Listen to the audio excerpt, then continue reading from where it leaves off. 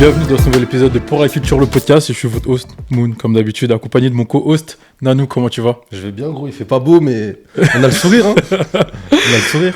Aujourd'hui, on est accompagné de 2m10 de talent brut. 2m10 de talent brut.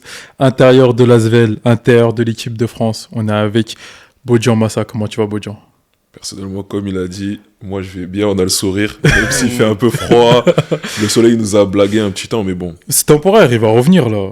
Ouais, J'ai j'espère vu, que tu c'est vois, temporaire. ça va La fin de la semaine, je crois. Fin de la semaine. C'est mieux. Ouais. Mieux. Après, il commence à faire vachement chaud, mais là c'est mieux comme ça. En tout cas, Bodjan, merci d'être venu, d'avoir accepté l'invitation au podcast. Aujourd'hui, on va pouvoir discuter et revenir un peu sur ta carrière, que ce soit en club, en équipe de France et sur autre chose à côté du basket. Mais on va pouvoir commencer du coup avec le commencement. Toi, le début du basket. La particularité que tu as, c'est que tu as commencé le basket vraiment tard. Genre par rapport aux basketteurs, on va dire, en général. Toi, tu as commencé à 16.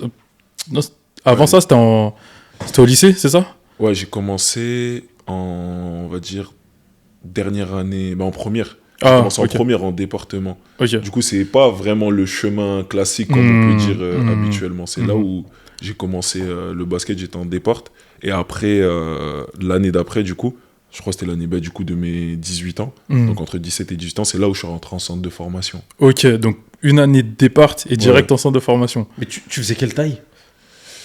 Franchement, je peux même pas te dire. Hein. Tu connais, nous, on calculait pas les tailles avant. Okay, on disait, t'es grand et tout. Mais je pense que je devais faire à ce moment-là, je devais faire 2 mètres. Tu vois, je devais faire 2 mètres, 2 mètres 2, tu vois. Parce que, en vrai, j'étais grand. Bon, j'étais quand même grand, j'allais pas dire j'étais pas très grand, mais j'étais grand. Mais je faisais pas encore la taille que j'ai actuellement. Je pense que je devais faire, un 2 mètres, 2 mètres 2. Et comme tu l'as dit, hein, de départ à centre de formation direct. Ok, commençons avant ça. Avant de te mettre au basket, toi, tu faisais du foot? Ouais. J'ai fait du foot et j'ai fait du hand aussi. Ok, foot, hand, basket. Ouais. Ok. Moi, ce que j'ai pu lire, c'est que toi, tu faisais du foot et que tu venais de Marseille, du coup, tu viens de Marseille. Étant Marseillais, t'étais fan de l'Olympique Lyonnais? Ouais. En fait, déjà, faut remettre un... On va... Non, mais moi, je valide. On va twister vers le passé. Déjà, c'est vrai que aujourd'hui, j'ai cette étiquette de Marseillais. Okay. Parce que c'est vrai que, en soi, déjà, je suis né à Marseille. Okay. Donc voilà, je suis né à Marseille. Je suis bien né à Marseille, ça c'est une certitude. Mais en fait, moi, très petit, j'ai déménagé sur Paris, en région parisienne. Donc je devais avoir quoi? Je devais avoir peut-être 2 ans, je ne me rappelle même pas. Et c'est là où j'ai déménagé à Paris, en région parisienne. Je suis resté jusqu'à la fin de ma 3e. Et à la fin de ma 3e, je suis allé vivre chez ma grand-mère à Marseille. D'accord. Donc ça veut dire qu'aujourd'hui, pour moi, c'est vrai que si on me demande, mes potes de Paris, ils vont être fâchés, mais c'est pas grave. Et ils le savent, de toute façon. Ils le savent. C'est que moi, je me considère plus, on va dire, Marseillais, parce que, de mes 2 ans jusqu'à mes 15 ans, en vrai, j'ai rien fait à Paris. Genre, je suis allé peut-être 3 fois sur Paris. Genre, déjà, je vivais pas à Paris, je vivais à Aulnay-sous-Bois, c'était pas pareil, tu vois. C'est pas pareil. Il y a, 45 minutes pour aller sur Paris. Et, tu sais, on sortait pas forcément et tout de ma banlieue et même de mon quartier, quoi. Tu vois, il y avait tout. Surtout, on avait cette chance-là, tu sais, lycée, collège et tout. Et du coup, c'est pour ça qu'aujourd'hui, je dis que... Et on me dit que je suis Marseillais, parce que aussi j'ai commencé le basket à Marseille. Tu vois, c'est plus pour ça. Quand tu vois partout, c'est... Pour revenir sur ce que tu dis, du coup, sur l'Olympique Lyonnais, et là j'ai un peu honte de le dire. Tu vois, il y a 2-3 mois, là, j'étais content, maintenant là je suis fâché. Mais moi c'est tout simple. Même si je suis né à Marseille, j'ai grandi sur Paris, je suis revenu à Marseille. Ça c'est un fait. Mais moi quand j'étais petit, j'avais pas Canal+. Non mais c'est la vérité. J'avais pas Canal+. C'est-à-dire les seuls matchs que je voyais, je sais pas, c'était en clair. Et du coup, c'était l'Olympique Lyonnais. Et du coup, ça fait que c'est venu comme ça. Et en plus, quand j'étais plus jeune, c'est vrai qu'en région parisienne, on avait beaucoup ce côté-là où on regardait grave le foot. Tu vois. Et moi, rares sont mes potes qui étaient pour le Paris Saint-Germain. Ah ouais? Genre là, il y en avait qui étaient pour le Paris Saint-Germain. Mais il y en a, ils étaient pour Bordeaux. Il y en a, ils étaient pour Monaco. Il y en a, ils étaient pour Lille. Tu vois ce que je veux dire? Ouais. Et donc, moi, je sais pas, ça s'est fait automatiquement. J'allais au Parc des Princes, ils perdaient de ouf. Genre, ils perdaient grave. Et quand t'es petit, en vrai de vrai, on va pas se mentir. À part si tes parents, tes grands frères, ils sont fans d'un club, Mhm. bah toi tu vas être pour celui qui gagne. Ouais. Et celui que je voyais, l'équipe que je voyais, c'était Lyon, c'était ouais. l'OL, tu vois. Ok. Ouais. C'était la petite parenthèse, c'est justement Ah, ce que c'est je- ça. C'est ça que je disais. Ah, avant. ok, Ouais, ok, j'étais ok, avant, ok. je me dis, le mec, il vient de Marseille, il est pour l'OL et tout. Ouais. On me le dit souvent, hein. C'est vrai qu'on me le dit souvent. Pourquoi? C'est ma réponse. Ok. C'est parce que c'est comme ça. Légitime. Voilà. Légitime. Pour Mais du revenir. coup, on comprend pourquoi t'as pas d'accent marseillais, du coup. Ouais, aussi. Ouais, voilà, c'est oui, ça, oui, c'est aussi, ça. oui, oui. Moi, j'ai pas d'accent marseillais pour Ouais. ça. Mais si t'écoutes par exemple ma mère ou mes tantes, genre tu vas dire ah ouais, eux ils viennent de Marseille. Mmh, Moi, mmh. genre j'ai pas d'accent marseillais. Après, quand je retourne dans le sud, tu vois, genre j'ai un peu les expressions Oui, et tout ça. oui. Mais ouais, c'est pour ça, du coup, j'ai pas d'accent marseillais. pour revenir du coup sur toi et sur le basket, du coup, toi, tu m'as dit que tu as commencé en première. C'est quoi qui t'a donné, qui t'a poussé vers le basket? En vérité, bah, de toute façon, je suis là pour dire la vérité, je vais pas te mentir. En gros, je viens dans mon club de foot. Donc moi, je faisais du foot un peu en amateur. Mhm. Quand j'ai quitté mon quartier à Aulnay-sous-Bois, j'avais arrêté le sport. À Aulnay-sous-Bois, j'avais commencé par le foot. Mhm. En 5e, je suis rentré en classe hand. Donc Ok. j'étais en classe hand et tout. Et en 3e, bon, je suis allé à Marseille pour faire ma seconde et tout. Donc à ce moment-là, c'est adaptation et tout. Je faisais Mhm. pas de sport. Donc au début, il me semble, ouais, c'est ça. La fin d'année de ma seconde, j'ai commencé à faire du foot. Ok. Tu vois.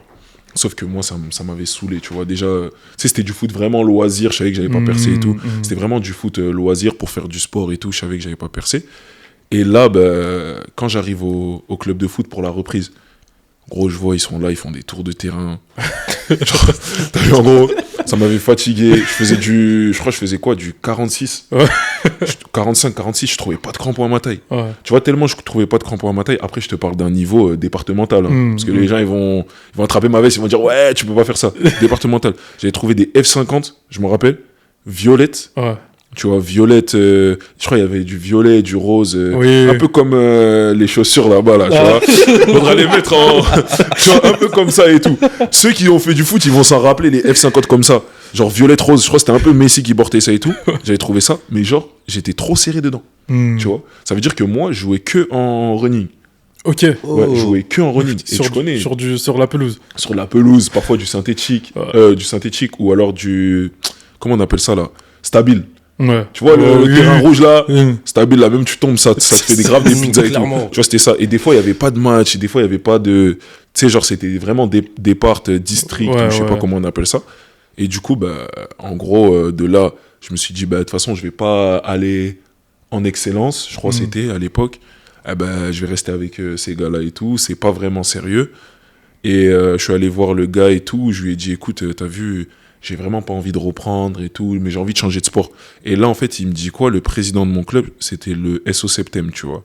Parce que là-bas, ils ont une vraie culture. En fait, ma grand-mère, elle habite à Septem-les-Vallons. Genre, c'est collé à Marseille, mais ils ont une vraie culture foot, tu vois. Genre, Ok. je crois, le SO Septem, il y avait Zidane qui était passé là-bas. Ok. Il y a le quartier juste. Ma grand-mère, elle habite à côté d'un quartier, tu vois. Mhm. Il y a le FC Septem, et ça, c'est le club de la famille Nasri, tu vois. Ok. Ouais, c'est le club de la famille Nasri, parce que le quartier s'appelle Agavotte-Péré, c'est là-bas qu'il a grandi, tu vois. Ok. Et ils ont vraiment une vraie culture foot. En plus, tu connais Marseille. et Marseille, tout. ouais, c'est clair. Je suis allé voir le président et je lui ai expliqué, je lui ai dit, ouais, j'ai pas trop envie de faire de sport. Enfin, j'ai pas envie de faire la prépa, là, je les voyais faire des tours de terrain et tout. Moi, tu connais, ça m'avait énervé. Et là, il me dit, bah écoute, j'ai mon beau-fils qui est entraîneur de basket.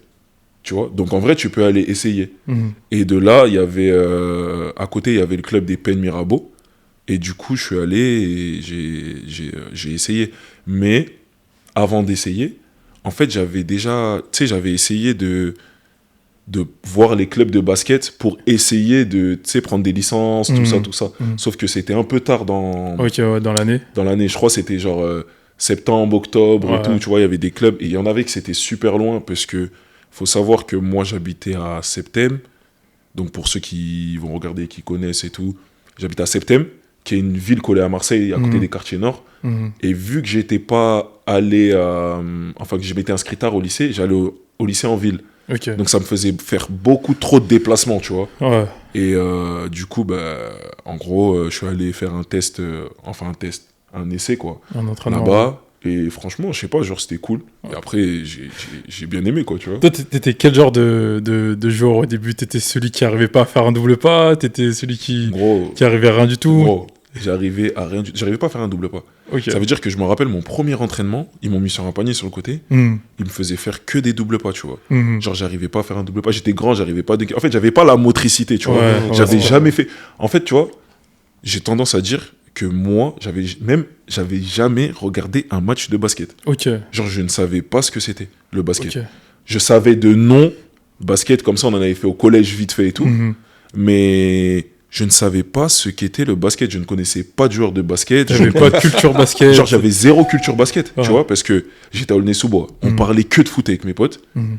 Et là-bas aussi, à Aulnay, moi, je faisais du hand. Mhm. Et le hand, genre, c'était quand même important, tu vois. Il y a Ok. beaucoup de jeunes qui font du hand là-bas. Ouais, il y On a a la ville même de un- Tremblay qui était en première division, Ouais. tu vois. Et il y a le club de hand de Aulnay, chez les filles, qui est bien et tout ça. Donc, ça fait que, même si je suivais pas forcément le hand, mais je ne savais rien du basket. Double pas, lay-up, les termes, tout ce qui est ça, je ne connaissais rien du tout. Bon, je connaissais rien. C'était ça mon premier entraînement. Je crois que c'était fait des lay-up, tu vois. T'étais en première, du coup, t'avais à peu près 16 ans. Ouais, c'est Ouais. ça. Tu t'imaginais là te dire, ouais, vas-y, je fais du basket, y a moyen que je perce un jour? Mais jamais. Jamais. En fait, j'aurais jamais pensé ça, tu vois. Mhm. En fait, quand je te dis je n'avais aucune culture basket, c'est genre, je ne savais pas que il y avait... Tu sais, c'est pas comme maintenant, tu Mhm. vois, même si là, ça fait ancien ce que je te dis, mais c'était il y a quoi? Là, j'ai 28, donc Ouais, c'était c'est à il y a peu près 10 il y a ans. 11 ans. Ouais, ouais. 10, 11 ans, tu vois. En gros, les réseaux sociaux, c'était pas comme C'est maintenant. clair. Tout le monde n'avait pas de téléphone comme maintenant, il n'y avait pas C'est TikTok. clair. C'est clair. Peut-être il y avait Snapchat, mais c'était pas aussi C'était populaire. le début de Snap. C'était Tu les vois, filtres chiants. C'était les débuts. Tu suivais sur Facebook, Clairement. tu vois. Et en fait, j'avais pas conscience qu'il y avait du monde pro. Mhm. Je savais qu'il y avait du basket aux États-Unis et tout, NBA et tout, mais en France, je ne savais pas. Donc ça veut dire que si tu me disais à 16 ans ou à 17 ans, ouais, tu vas devenir professionnel, dans ma tête, j'étais en mode, mais déjà, c'est quoi professionnel basket? Moi, je connais les footballeurs, tu vois, je connais ça et tout, ils sont professionnels, mais Mhm. c'est quoi le basket, tu vois? Mhm. Et en gros, genre, c'était comme ça. Et en plus de ça, quand je suis arrivé à Marseille, là-bas, il y a zéro culture basket. Ouais, ouais, Il y a zéro culture C'est basket. vrai. Donc ça fait que t'avais personne pour me dire, ouais, t'as vu, là-bas, il y a un club de basket, ou vas-y, on va faire une... Genre, tu sais, des fois dans les clubs, ben vas-y, vous savez quoi, on va aller faire une sortie dans tel club pour aller voir un match pro. Non, il n'y avait pas Non, ça. il y avait pas. Tu vois, donc, en fait, j'aurais jamais imaginé ça. Mhm. C'est vrai. Je suis allé une fois à Marseille, une ou deux fois. Ce que j'ai vu en étant là-bas, c'était un week-end, un samedi, je me souviens. Et j'avais vu que des gens avec le maillot de l'OM. Genre, facilement une personne sur 10 avec le maillot de l'OM, tu vois. Et ils ont pas de club de basket pro là-bas. Tu vois, ils ont que Ouais. l'OM et l'OM, frère. Ouais, clairement. Tu Ouais, vois. c'est ça, en fait, tu vois. Il n'y a rien, il n'y a pas autre chose. En vrai de vrai. C'est l'OM et l'OM là-bas. Ouais. Tu vois. Et les Marseillais, enfin les anges, les... Ouais, c'est vrai. Là, ils ont la culture de la. Ouais, ça c'était à l'ancienne. Ça c'était à l'ancienne. Ouais, tu vois. ouais, Maintenant, je ouais, pense, ouais. maintenant, ça y est, c'est fini. Oui, les oui, ça, Marseillais, tu vois. c'est fini. Mais non, c'est vrai. C'était ça la fierté en vrai de vrai, tu vois. Bon, pas les Marseillais. Mais en gros, pour eux, c'est les supporters de l'OM. Il n'y a que l'OM. Tu vois ce que je veux dire? Genre, tout ce que l'OM va faire, c'est ça qui est important. Et à la différence de quand j'étais en région parisienne, t'as vu, genre, les gens ils s'en foutaient. Ouais, moi je porte Bordeaux. Tac, tac, tac, tac, Ouais, tac, tu vois. exactement. Genre, c'est pas grave. Mais à Marseille, c'était Marseille, quoi. Et comment, du coup, t'as atterri en centre de formation là-bas après une seule année en départemental? En fait, ce qui s'est passé, c'est que à la fin de saison, on a fait un tournoi. Il y avait un tournoi, je crois, tu sais, à côté, dans une ville qui s'appelle Aix-en-Provence et tout. Et moi, j'ai fait mon tournoi et tout, tu vois, tranquille et tout. Et un entraînement où je me souviens plus exactement comment ça s'est passé. Mais mon coach, il m'appelle, il me dit, écoute, il y a un entraîneur de Fos-sur-Mer qui veut venir te voir à l'entraînement et tout, tu vois. Après, de écho, j'ai eu, c'est que, en fait, il y avait eu Fos au tournoi où que lui, il avait été présent et que tu as vu, il a vu que j'étais grand, tout ça, qu'il y avait un truc intéressant. Et du coup, il s'est dit, vas-y, je vais venir le voir, tu vois. Et donc, il est venu me voir à un entraînement. Et lui, il s'appelle Marc Tolosan. Direct, c'est lui, il m'a dit quoi? Et je te jure, hein, il m'a dit, tu veux finir pro ou pas? Tu vois.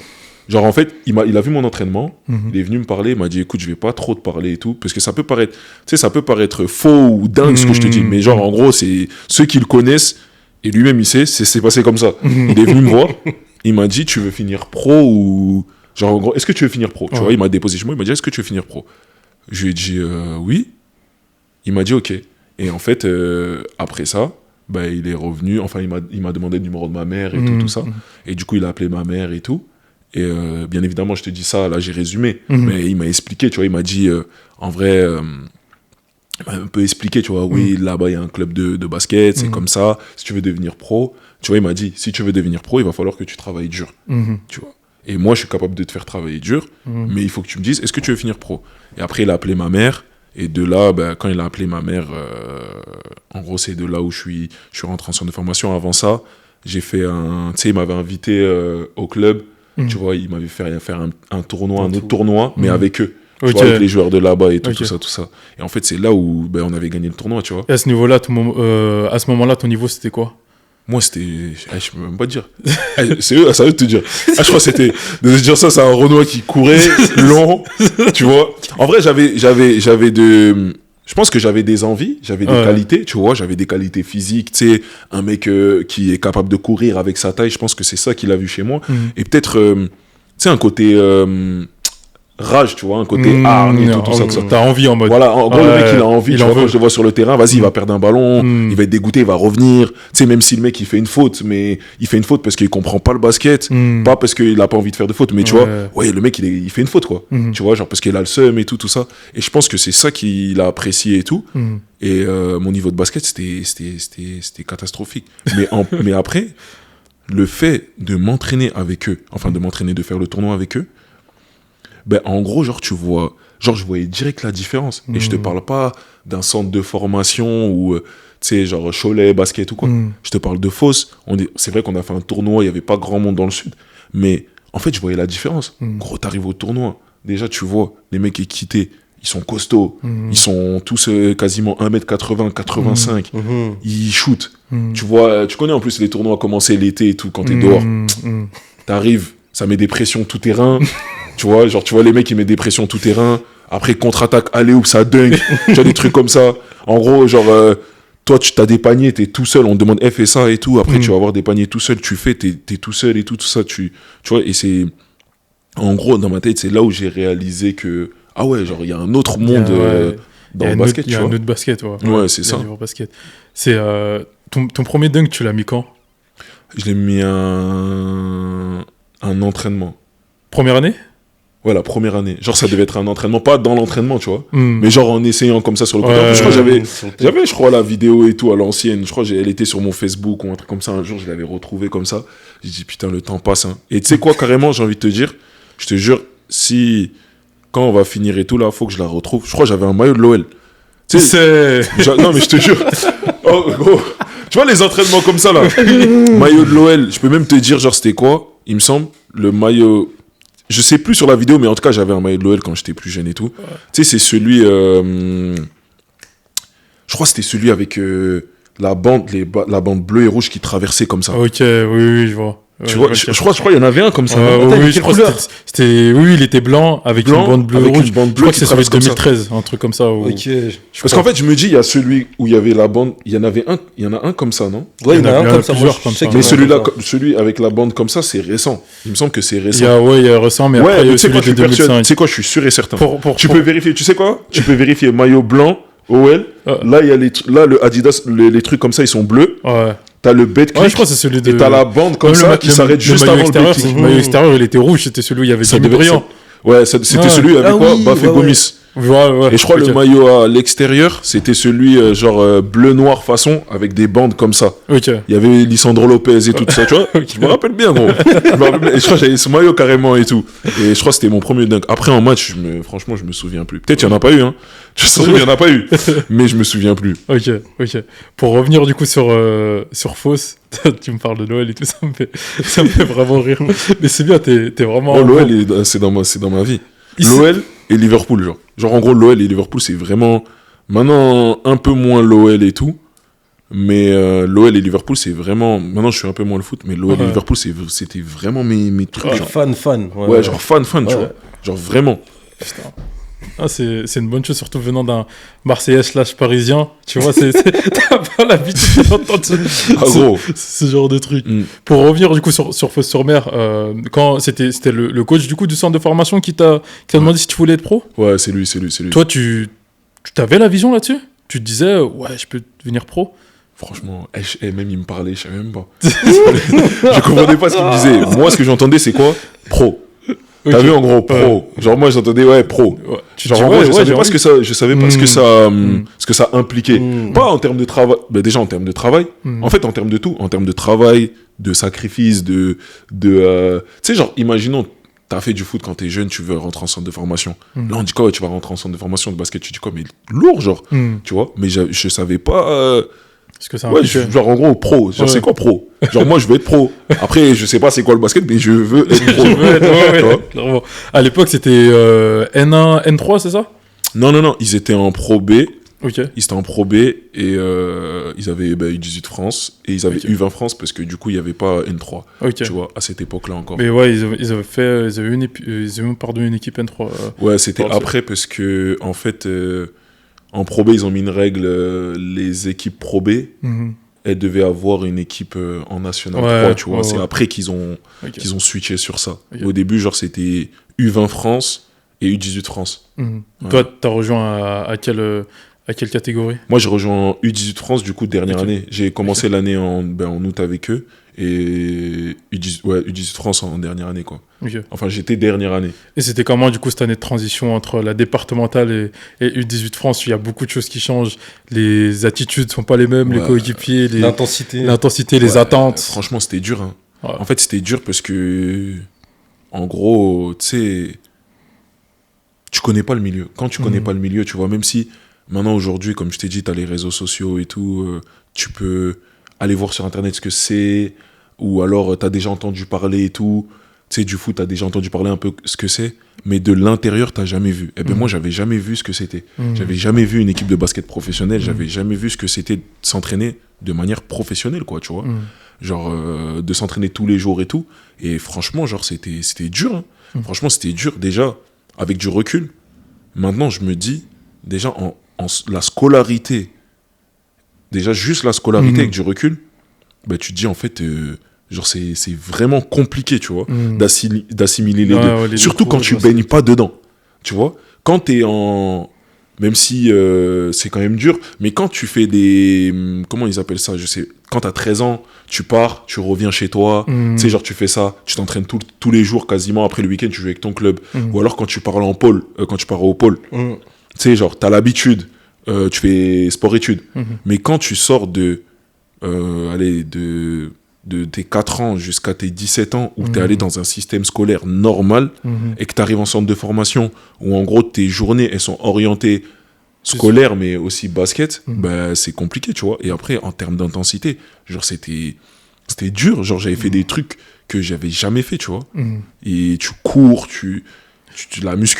la muscu, ne serait-ce que la muscu. J'avais jamais fait de muscu. Ouais, c'est vrai. J'avais jamais fait de muscu. Genre, je m'étais jamais mis sous un banc de développé couché, j'avais poussé. Tu vois. Après, peut-être que c'est un manque de, on va dire, éducation des parents ou des grands, des trucs comme ça. Mais c'est pas des trucs c'est pas tout le monde qui se dit, je vais à la muscu. Surtout à l'époque. Personne n'a fait de la muscu à cet âge-là. Et surtout à l'époque, c'était pas démocratisé comme maintenant, la muscu. À l'époque, c'était... réseaux sociaux, ça, tu vas sur internet, tu vois, ah ouais, lui il est costaud, vas-y je vais faire, mais vas-y maintenant je peux faire de la muscu comme ça parce que c'est facile. Surtout que t'as beaucoup de créateurs de contenu qui vont mettre dans la muscu, donc c'est ça, tu vois, t'aiguiller. Et t'as les exemples, comme tu dis, même en termes de sportifs, t'as les exemples, tu vois, t'as les exemples. Si tu sais que si tu veux mettre des 3 points, il va falloir que, imaginons, il y a un mec qui va sur internet, il va regarder Stephen Curry entraînement, il va dire quoi, ben vas-y je vais mettre des 3 points comme lui. À l'époque t'avais pas ça, donc ça fait que moi, ben, ça a été un changement total. Ouais, drastique. Tu vois, drastique. J'étais fatigué, je vais dire, c'est pas j'en pouvais plus. J'étais bien, tu vois. Mais en fait, avec du recul, tu te dis quoi? Putain, en fait, t'as eu un changement. C'est pas tout le monde qui peut faire ça, tu vois. C'est clair. C'est clair. Du coup, après, t'as eu ton premier contrat pro. C'est ça. Tu te rappelles de comment est-ce que c'était la transition entre le centre de formation et les pros? En gros, elle s'est fait assez progressivement, tu vois. Elle s'est fait assez progressivement. ça n'a pas été direct. Parce que souvent aussi, les gens qui signent des contrats pro, tu sais, ils sont dans le groupe pro et tout. Ça veut dire que moi, déjà, après ma première année, il me semble, moi, je voulais aller en espoir. Moi, je voulais aller en espoir et j'avais fait des tests à Rouen. Ok, donc tu voulais quitter Fos. Ouais, je voulais quitter Fos, tu vois. Parce que j'avais envie d'aller en espoir, et à Fos, il n'y avait pas d'espoir, et ils proposaient de la Nationale 3. Mais moi, je savais pas, mais moi, j'entendais, ouais, c'est des vieux briscards et tout. Tu sais, genre, dans l'année, c'est pas faux. Tu commences à connaître un peu le basket. Enfin, tu commences à entendre un peu à droite, à gauche et tout. Je me disais, mais gros, j'étais là, frère, je me dis, attends, tout le monde est en espoir. Moi, j'ai envie d'aller en espoir, tu vois. En plus, c'est diffusé, c'est des trucs. Et pour te dire, petite parenthèse, à quel point, genre, c'est pas pareil que que maintenant. Je sais pas si c'était comme ça dans tous les clubs, mais nous, à Fos, quand il y avait les matchs Pro B, c'était nous qui devions filmer. Parce qu'à l'époque, il n'y avait aucun match qui était en direct. Attends, vous filmiez quoi? À l'époque, je sais plus s'il y avait les matchs qui étaient en direct. Il faudrait vérifier. On avait... Keymotion, ça n'existait pas. Je sais pas si tu connais Keymotion. Tu sais, c'est genre, c'est la caméra, des fois, qu'ils ont à la salle. Oui. Tu vois, des fois, maintenant, un peu moins et tout en Pro B. Mais tu sais, avant, maintenant, peut-être il y a quoi, 2-3 saisons, quand tu regardais les matchs en Pro B, des fois, pas les matchs qui étaient diffusés, tu sais, t'as une caméra qui tourne comme ça, qui capte les mouvements. Mais avant, quand il y a 10 ans, il n'était pas là, cette caméra. Ou alors, c'était pas tous les clubs qui pouvaient. Du coup, c'était vous, Nous, on avait deux missions. Chaque match, tu prends la caméra, tu tournes comme ça. Chaque action, tu fais comme ça. Et je te jure, c'est la vérité.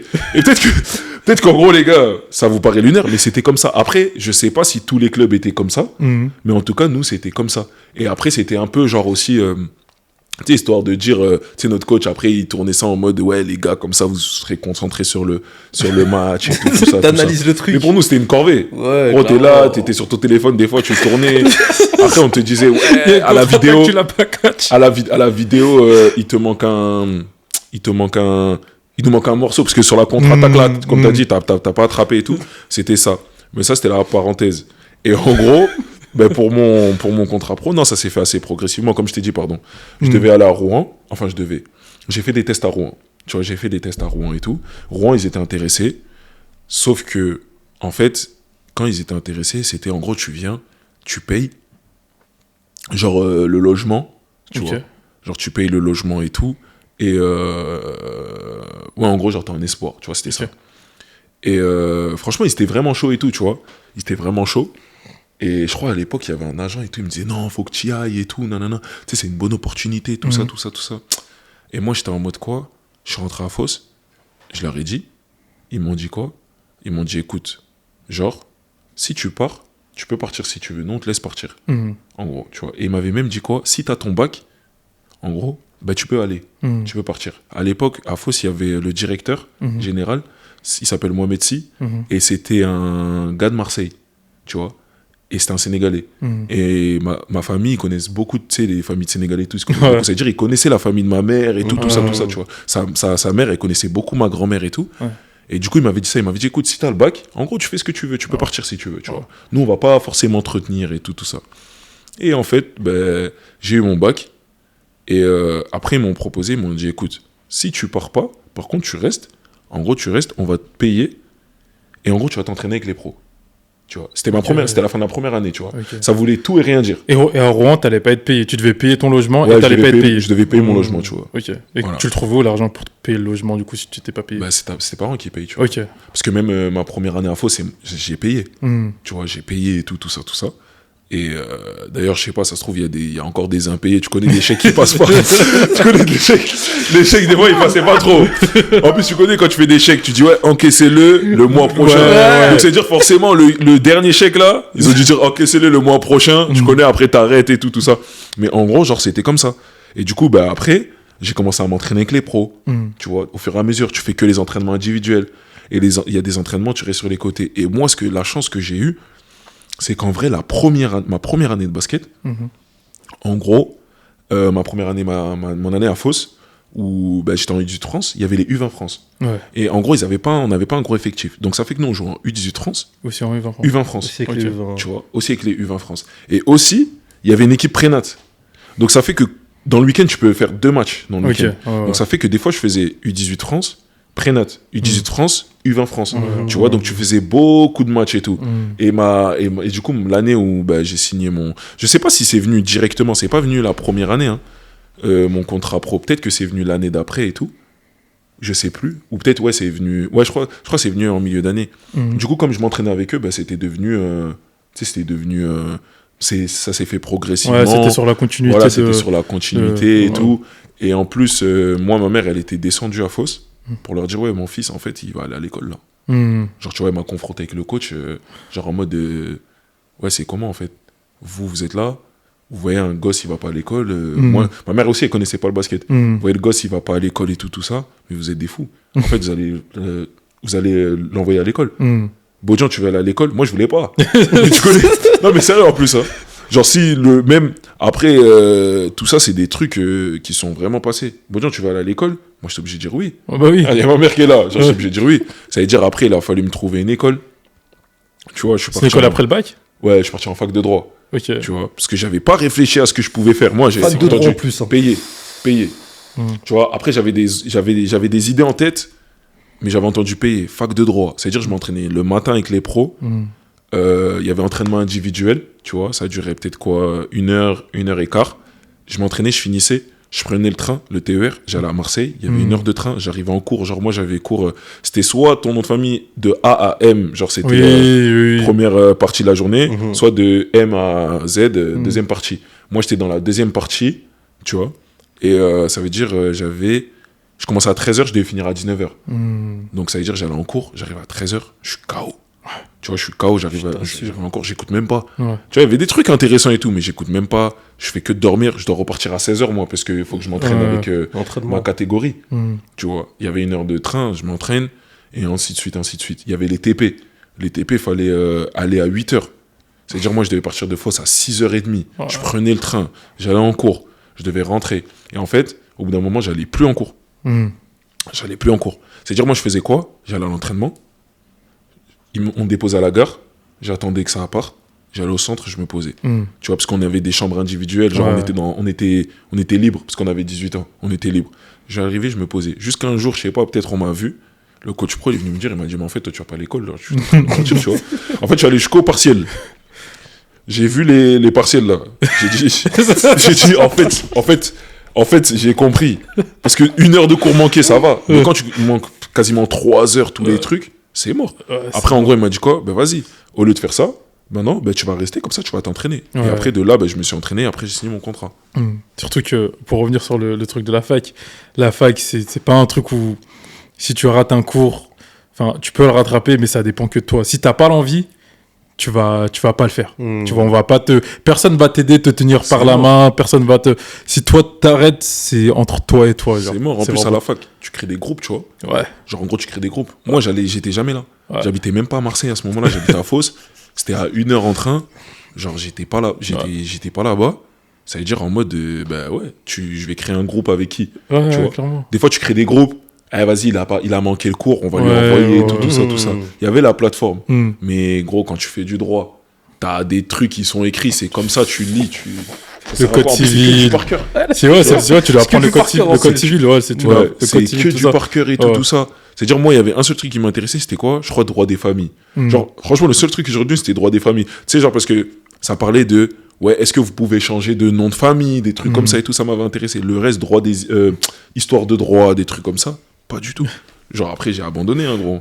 Pour revenir rapidement, du coup, sur Fos, c'est là-bas que tu as connu aussi ton pote Alain Dokossi. Ouais. Avec qui vous êtes très potes. Il y a une histoire qui dit que vous avez livré de la bouffe ensemble à Marseille. Ouais, c'est vrai, ça, c'est vrai. C'est vrai, Alain, c'est mon gars, je l'ai rencontré. Lui, il est arrivé à Fos, moi, j'étais en prêt à Saint-Chamond. Ok. Tu vois, donc il est arrivé à Fos, j'étais en prêt à Saint-Chamond. Après, quand je suis revenu, on s'est, je sais pas, genre, ça s'est fait grave naturellement, c'est direct lié d'amitié. Au début, enfin, je sais pas si ça fait naturellement, ou lui, genre, il était en galère, il s'est dit, je vais traîner chez lui. Ok. Parce que lui, il était au centre à l'époque. Ok. Et moi, j'avais mon appart. Ok. Tu vois, et j'avais un grand appart, j'avais une dépendance, il y avait un jardin et tout, et j'avais 2 chambres. Et t'as vu, moi, je suis seul, c'est un jeune comme moi et tout. J'ai dit, vas-y, viens. Ouais, c'est clair. Mais vas-y, viens, et repars. Tu vois, après, il est venu, il est resté. Et au fur et à mesure, on est grave restés ensemble, on était tout le temps ensemble et tout. Lui, il faisait la passerelle entre notre équipe. Je crois qu'il avait aussi un pré-contrat à Avignon, un truc comme ça et tout. Il faisait la passerelle. Et en gros, je crois qu'il y a eu le Covid. Il y a eu le Covid, tu vois. Et moi, je sais que ma tante, elle cuisine archi bien. Tu vois, non, mais vraiment, tu vois. Genre, il y en a, ils vont dire, ouais, ma mère. Moi, je dis quoi, ma tante, elle cuisine grave bien. Tu vois, elle met tout le monde d'accord. Elle cuisinait quoi? Genre des plats, tu sais, sénégalais ou même des trucs, tu sais, africains un peu différents et tout. Et je sais plus pourquoi. En fait, l'idée m'est venue de vendre des plats sénégalais. Tu vois, genre l'idée m'est venue de vendre des plats sénégalais comme ça.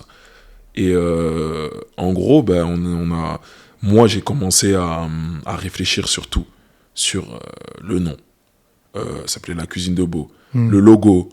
Franchement, j'ai essayé de faire un truc archi propre et tout. C'est toi qui as fait le logo aussi? Le logo, c'est Edouard Choquet, qui était basketteur avec moi, qui m'avait aidé à faire le logo et tout, qui m'aidait aussi, tu vois, à organiser tout ça et tout. Et mais moi, je gérais tout. Tu vois, je gérais tout. Quand je te dis, je gérais tout de A à Z. C'est-à-dire les commandes, les courses, les posts, tu vois. Tout.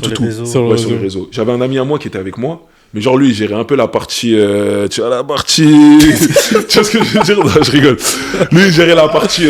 tu sais, genre, c'était un peu la tête pensante, mais genre la tête pensante logistique. Tu vois ce que je veux dire? Les trucs d'expérience, un peu. Tu vois, il est plus âgé que moi. Il gérait les trucs d'expérience. Pour faire ça, il va falloir ça. Voilà. Lui, il va dire, hey, t'as vu, moi, le scolaire, le truc comme ça, calculer tout, je m'en fous. Moi, t'as vu, je sais que si on prend la voiture, on fait ça, ça va être comme ça et tout. Et ça veut dire que, bah, ouais, j'ai commencé... J'ai réfléchi sur tout ça. J'ai dit à ma tante, elle était OP et tout. On a commencé, on cuisinait chez ma grand-mère à Marseille. On a commencé, on faisait des plats et tout. Moi, j'avais fait une bonne pub. C'était propre et tout. Tu vois, les gens, ils kiffaient parce que c'était propre, en fait. Ouais, c'est clair. Tu vois. Et j'ai fait une bonne pub. Au début, je crois, on a commencé, on faisait quoi? En fait, on faisait commande du lundi au jeudi. Tu vois. Parce qu'en plus, au début, c'était pendant le Covid. Donc, ça fait que moi, ça m'a donné une occasion de pouvoir sortir. Tu sais, il y avait les autorisations. Ça a donné les autorisations, tu vois. Donc, en fait, on faisait quoi? Les commandes du lundi au jeudi. Comme ça, moi, je sais combien il y a. On mettait un plat de la semaine. On avait peut-être, je sais pas moi, imaginons, au début, 30 commandes. Plat de la semaine.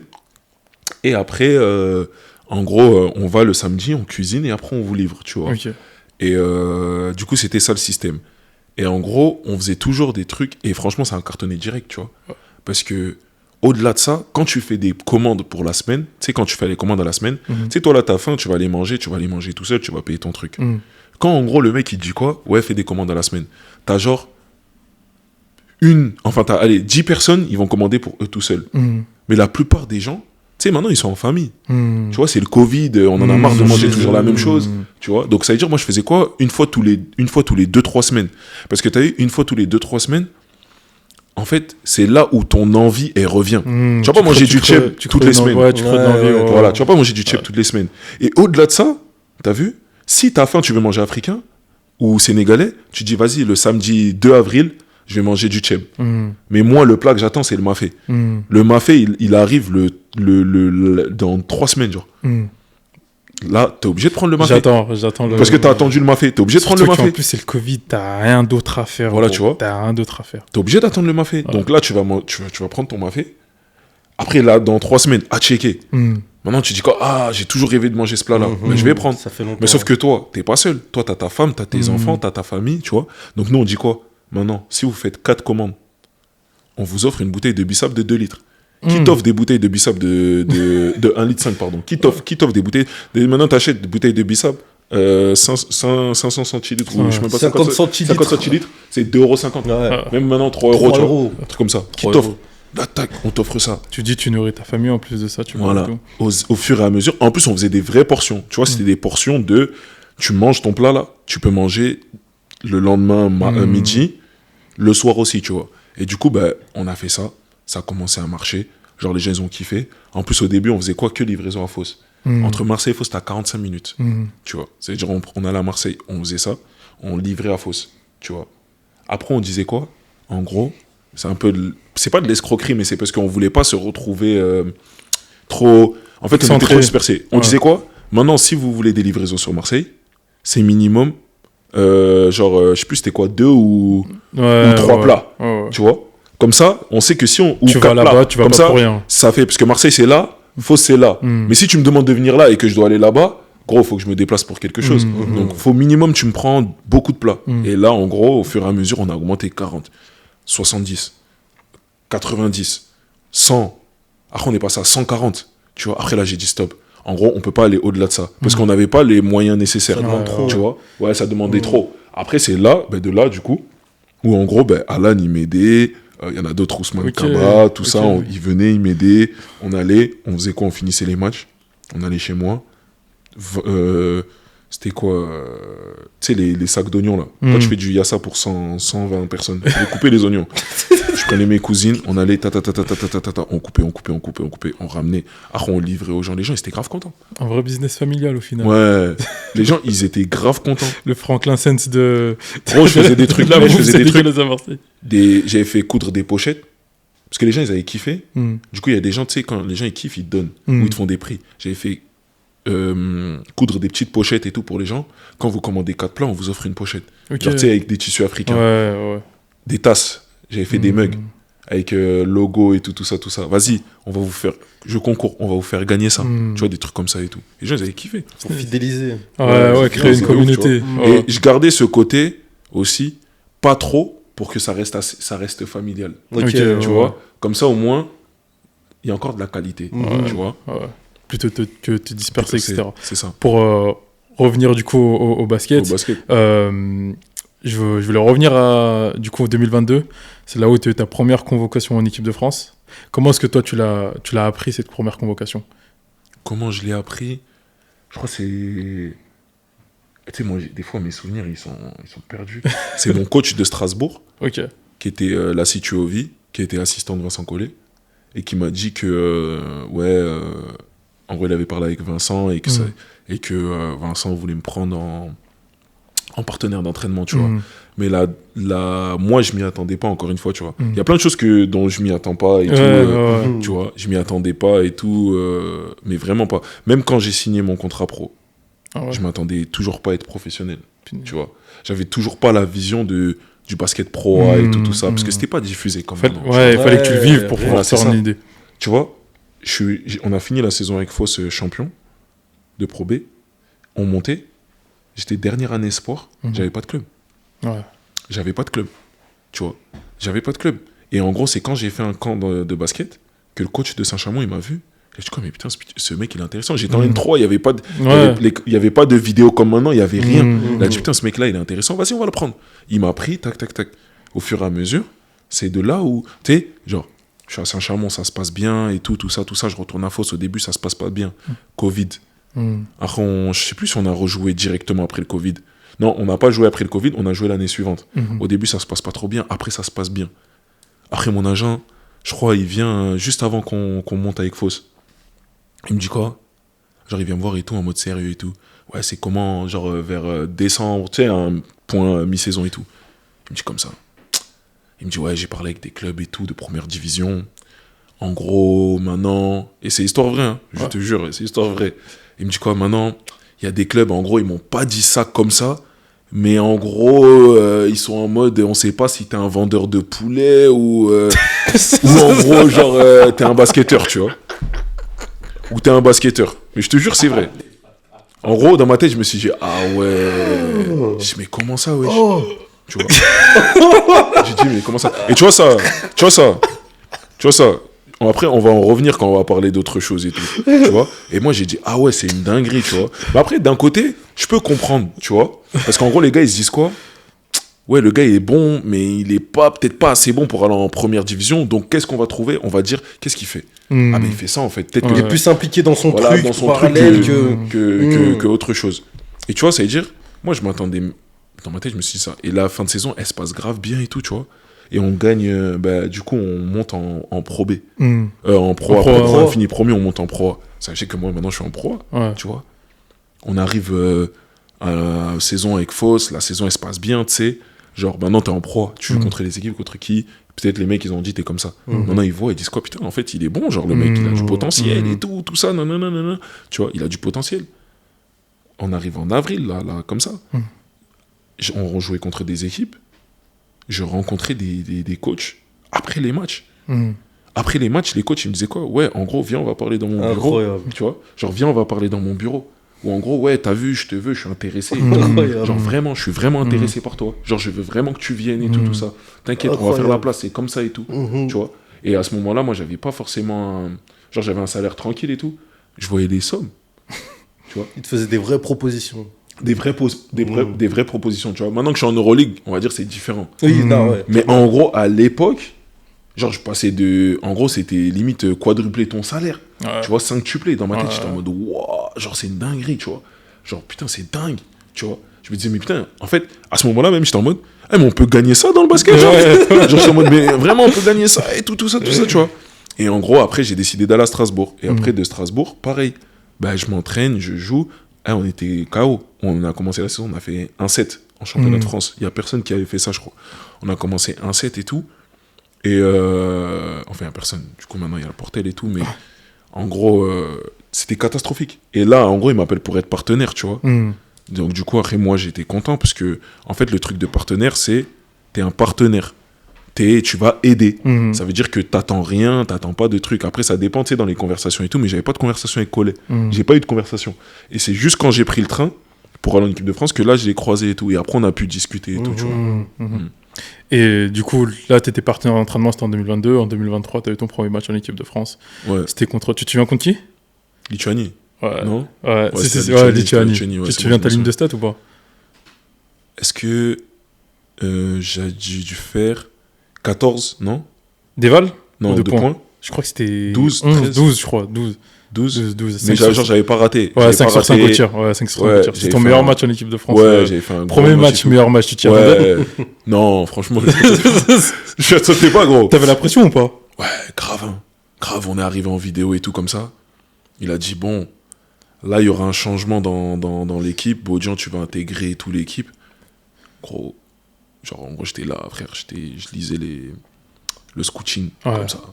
J'étais là, wow, genre, c'est une dinguerie. Mais en vrai, t'es en équipe de France, les joueurs avec qui tu joues, c'est une dinguerie. Tu vois ce que je veux dire? Et après, même quand j'étais sur la feuille, je pensais que j'allais pas jouer. Parce qu'il y avait Wemby. Tu vois. C'est vrai, oui. Il y avait Wemby, il y avait des gars, ils étaient expérimentés et tout. Je pensais que j'allais pas jouer. Mais après, quand je réfléchissais, je me disais, mais en vrai, je suis le seul vrai poste 5 là, dans l'équipe. Donc peut-être que je vais jouer et tout ça. Et je m'y attendais pas.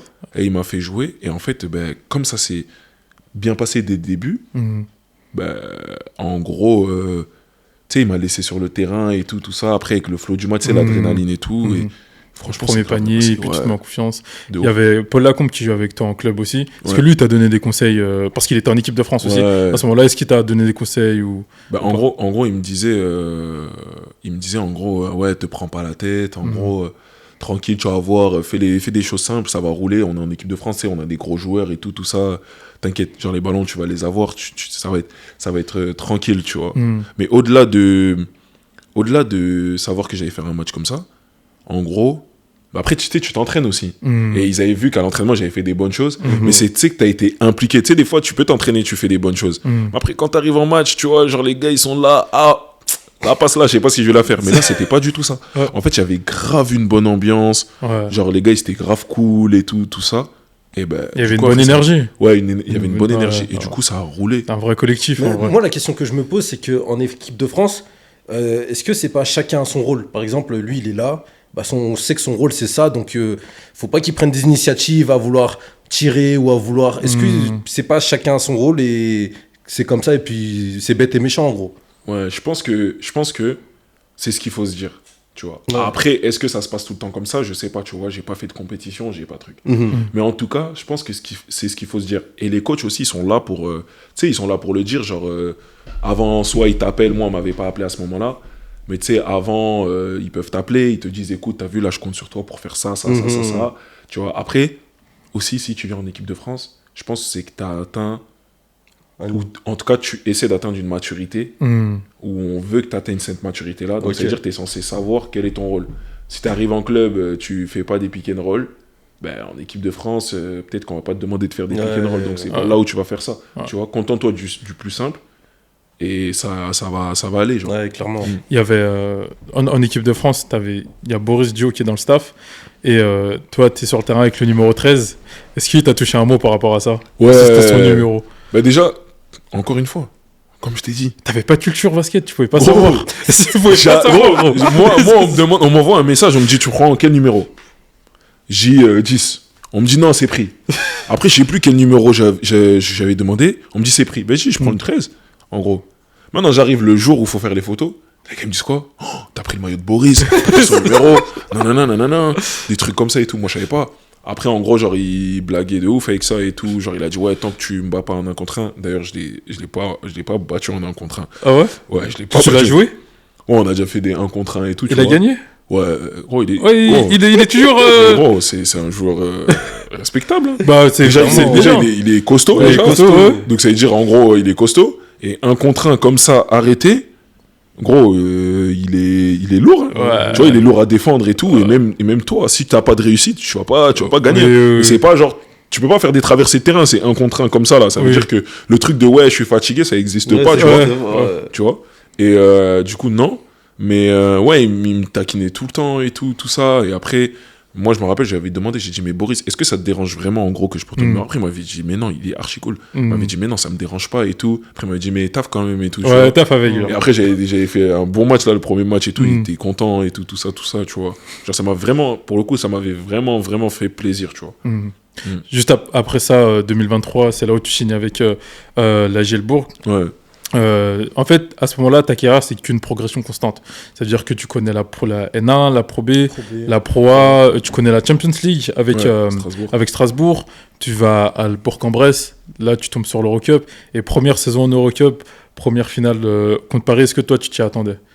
En vrai, je vais te dire la même chose, non, parce que déjà, au départ, je devais même pas quitter Strasbourg. Ok.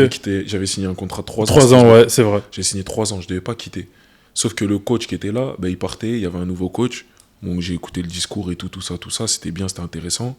Et après ça, genre, moi je voulais rester, tu vois. Moi je voulais rester. Peut-être qu'eux ils pensaient que moi je voulais partir, mais moi je voulais vraiment rester dans le truc et tout, tu vois. Moi j'étais en mode quoi? Ils disaient à mon agent, ouais, mais t'as vu, en vrai de vrai, 2e saison dans le club, c'est bien. Il y a mes gars, tu vois, il y avait Paul, il y avait Léo Cavalière, Jean-Baptiste Maille et tout ça. Moi, j'étais en mode, ouais, franchement, c'est bien et tout ça. Mais on n'avait pas de vision claire sur la Coupe d'Europe qu'on allait faire. Ok. Tu vois, comme on n'avait pas de vision claire, tu vois, l'agent aussi, il est là pour te rappeler, tu vois, il est là pour te rappeler le côté un peu professionnel et tout du truc. Ouais, c'est clair. Et il me disait, ouais, t'as vu, c'est professionnel, il faut faire ci, c'est ça. Moi, je dis, non, je vais rester. Genre, en gros, je veux vraiment rester et tout ça. Tu vois. Et à ce moment-là, il y a eu le discours du nouveau coach, Massimo Cancellieri, tu vois, qui était passé à Limoges, qui était beaucoup, tu sais, il était nerveux. Ouais. Et mon agent, il disait peut-être que c'est peut-être pas une bonne idée, Bodian, avec ce coach-là, tu vois. Et ouais, moi, ce qui se passe, c'est que, tu sais, je vais en équipe de France à Prime. Ils avaient fait un truc, genre, avec des jeunes et tout ça. On était parti à Los Angeles et tout. Et le club, il me dit, bah vas-y, en gros, on te fait confiance. Tu vois, moi, j'avais jusqu'au 25 pour dire si je reste ou je reste pas. Tu vois, ben, moi, j'allais bien attendre le 25 pour dire si je reste ou je reste pas, tu vois. Mais eux, c'était un peu en mode, ouais, vas-y, dis-nous si tu viens, enfin, si tu rentres, nous, si tu rentres, enfin, si tu nous dis que tu restes, en gros, on met un communiqué maintenant et tout ça, tu vois. Après, forcément, c'est le business, tu vois. Je vais pas te mentir, même si j'ai signé un contrat de 3 ans, c'est le business. C'était en mode, ouais, vous voulez que je reste? Vous voulez absolument que je reste, non? Montre-le-moi. Dans ce cas-là, je sais pas moi, augmentez-moi un peu. Montre-le-moi, ouais. Ou donnez-moi, je sais pas moi, une voiture. Un avantage. Genre un avantage, un truc comme ça, tu vois. Et en gros, ils étaient pas trop chauds pour ça, tu vois. Et après, il y avait le côté aussi Coupe d'Europe. Et on savait pas trop dans quelle Coupe d'Europe on allait être. Donc, à ce moment-là, c'était compliqué. Et après, il y a le coach de Bourg qui est venu, et il était intéressé. Moi, au début, j'ai dit non à Bourg. Tu vois, j'ai refusé. J'ai envoyé un message, tu vois. J'ai envoyé un message et tout. Je sais même pas si... Ça se trouve, c'est supprimé. Hein. Non, mais moi, parce que je parle en truc. Gros, en même temps, comme ça me permet de regarder l'heure. Ça va, on a encore du temps. Je sais que je parle beaucoup, les gars. Je sais que je parle beaucoup. Mais on a encore du temps et tout. Et putain, ça va être trop long, mais je vais même pas le chercher et tout. En gros, je renvoie un message à Bourg et je leur dis, écoutez, les gars, en vrai de vrai, moi, je pense que je vais pas rester. Je vais pas venir. Je vais pas y aller. Je vais pas venir et tout ça. Non, ça, c'est supprimé. Je vais pas venir, donc on n'aura pas la preuve. Mais en gros, je leur dis, ouais, je vais pas venir et tout ça. Respect, merci pour l'intérêt, j'ai envie de rester à Strasbourg par rapport à mes valeurs et tout ça.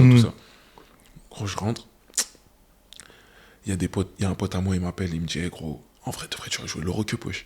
En gros, là, ils savent même pas ce qu'ils font, tu vas jouer l'Eurocup et tout. Je me dis, en vrai, je rentre à Marseille comme ça. Il y a un ami à moi, il m'appelle, il me dit, ouais, je connais bien le gars de Bourg et tout. Le matin, je me réveille, j'envoie un message à mon agent, je lui dis, hey, est-ce que tu penses que c'est possible de changer d'avis? Mon agent, il me dit quoi?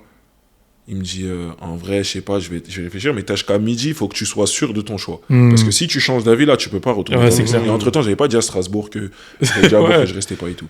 Tu vois. Et là, ben, en gros, il y a un pote à moi, il m'appelle, qui a rien à voir avec le basket. Et il me dit quoi? Il me dit, ouais, j'ai eu le GM de Bourg et tout. Et en vrai de vrai, il te veut grave et tout. Il aimerait trop que tu changes d'avis. Moi, j'ai quoi? Ben, c'est parfait. Et du coup, après, j'ai signé à Bourg. Et en gros, quand on a commencé la saison et tout, en fait, il y avait un groupe de mecs. Je me disais pas, parce que je connaissais pas l'Eurocup, je me disais pas qu'on allait aller en finale. Mais en gros, je me disais qu'on avait une équipe archi intéressante. Ouais. Tu vois, on avait des profils qui étaient complémentaires et qui allaient super bien. Et c'était grave intéressant, tu vois. Et du coup, bah ouais, après, on a fait la finale, on a perdu. Hein. Contre Paris, ouais. Tu vois, on a perdu. Tu penses qu'il y avait Parce que le coach, du coup, lui parlait d'une rivalité entre Bourg et Paris. Paris disait qu'il n'y avait pas de rivalité entre Bourg et Paris. Est-ce que toi, tu ressentais qu'il y avait une rivalité entre ces deux équipes, du moins naissante? Moi, déjà, j'avais une rivalité avec eux. Ok. Parce qu'à Strasbourg, on a fait quart de finale de BCL. Ouais. Et c'est Bonn qui nous a éliminés. Ok. Tous les gars de Bonn, ils sont venus à Paris. Tu vois. Donc, en gros, ils nous ont éliminés. Oui, ils sont tous allés à Paris. Ils sont allés à Paris. Tu vois. Du coup, toi, t'avais Voilà. En fait, je pense que la rivalité, elle s'est créée du fait que t'as deux clubs totalement différents. T'as Paris qui arrive, qui a le côté un peu, tu sais, fame, c'est Paris, c'est trucs. un peu Hollywood. Voilà, t'as Bourg qui est monté petit à petit, qui a fait son truc et tout, tu vois.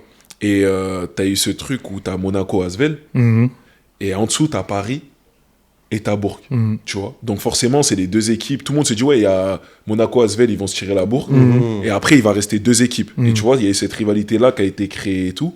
Et on avait une équipe de compétiteurs, ils avaient l'équipe de compétiteurs. Et je crois le premier match, on a gagné en décembre. Et après, bah, du coup, on a pris 4-0, quoi. Enfin, ouais, on a pris championnat. Enfin, on a perdu 3-0.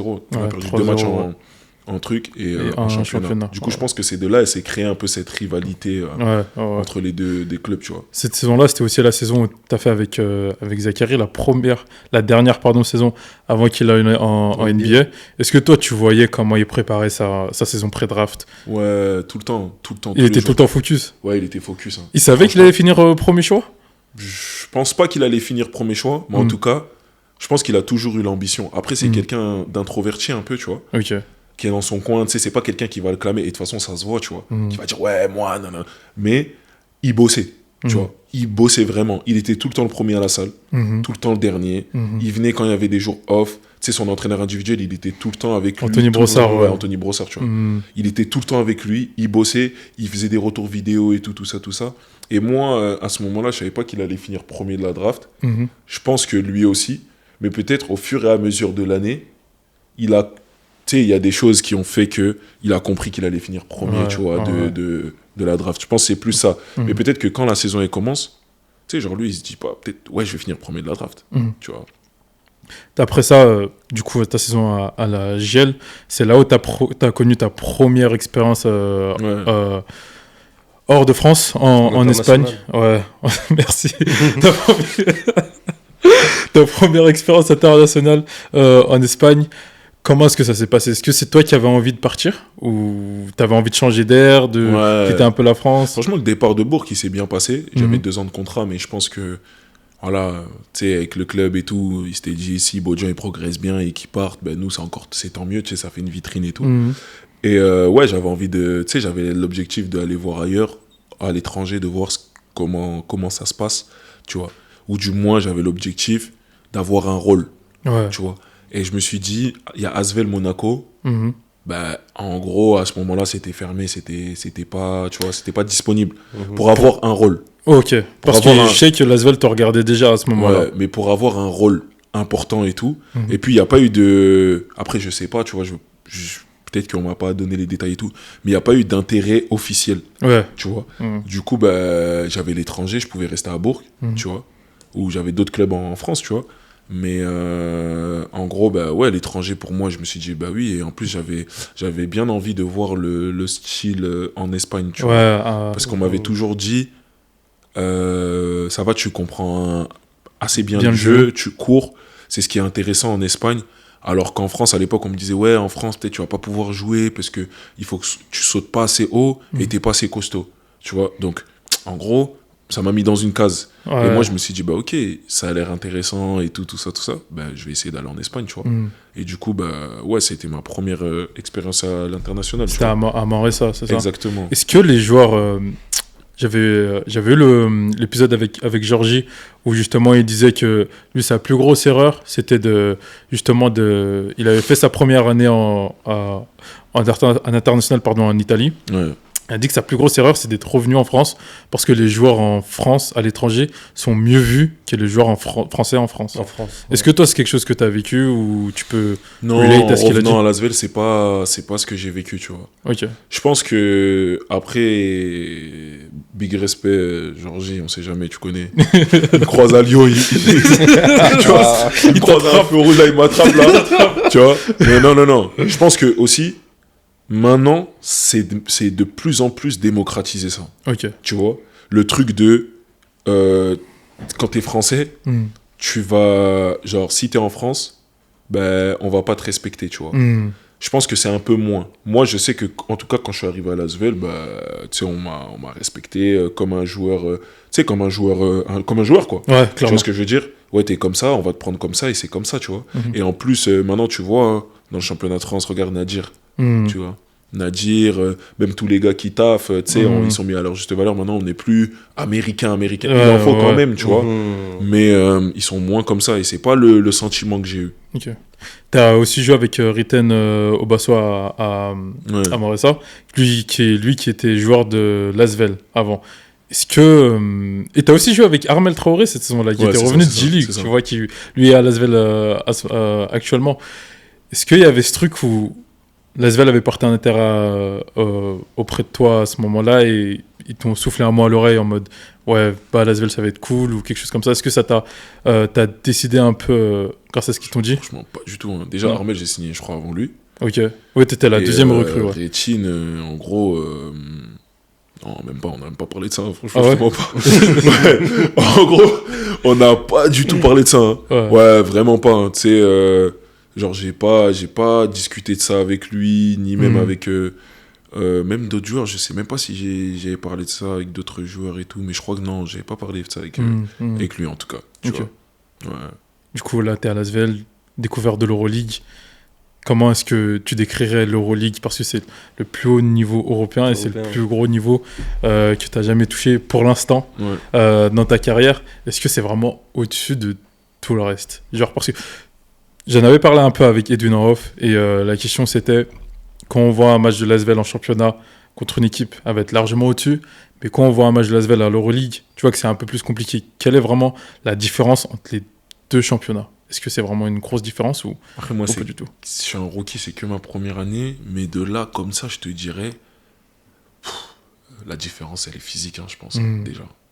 La différence, elle est physique et qualité des joueurs dans l'effectif. Tu vois ce que je veux dire?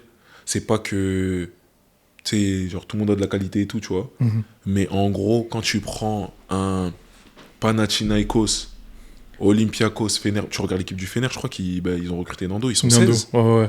Ils sont 16, 16 genre, ouais. tu vois, genre les mecs ils sont 16, Ouais. et les mecs qui sont là-bas, genre les arrières ils sont plus grands, ils sont plus costauds, ils sont plus rapides, tu vois. Et je pense que c'est ça la plus grosse différence. Et puis c'est dans l'intelligence de jeu. Aussi. Tu vois, genre en Euroleague, je pense que on va pointer tes faiblesses. Ok. Genre il y a un truc qui marche, on va faire ça. Tu vois, genre le match, il doit être séquencé, je pense. Je sais pas comment les coachs ils préparent leur match, mais je pense que les coachs ils doivent séquencer leur match.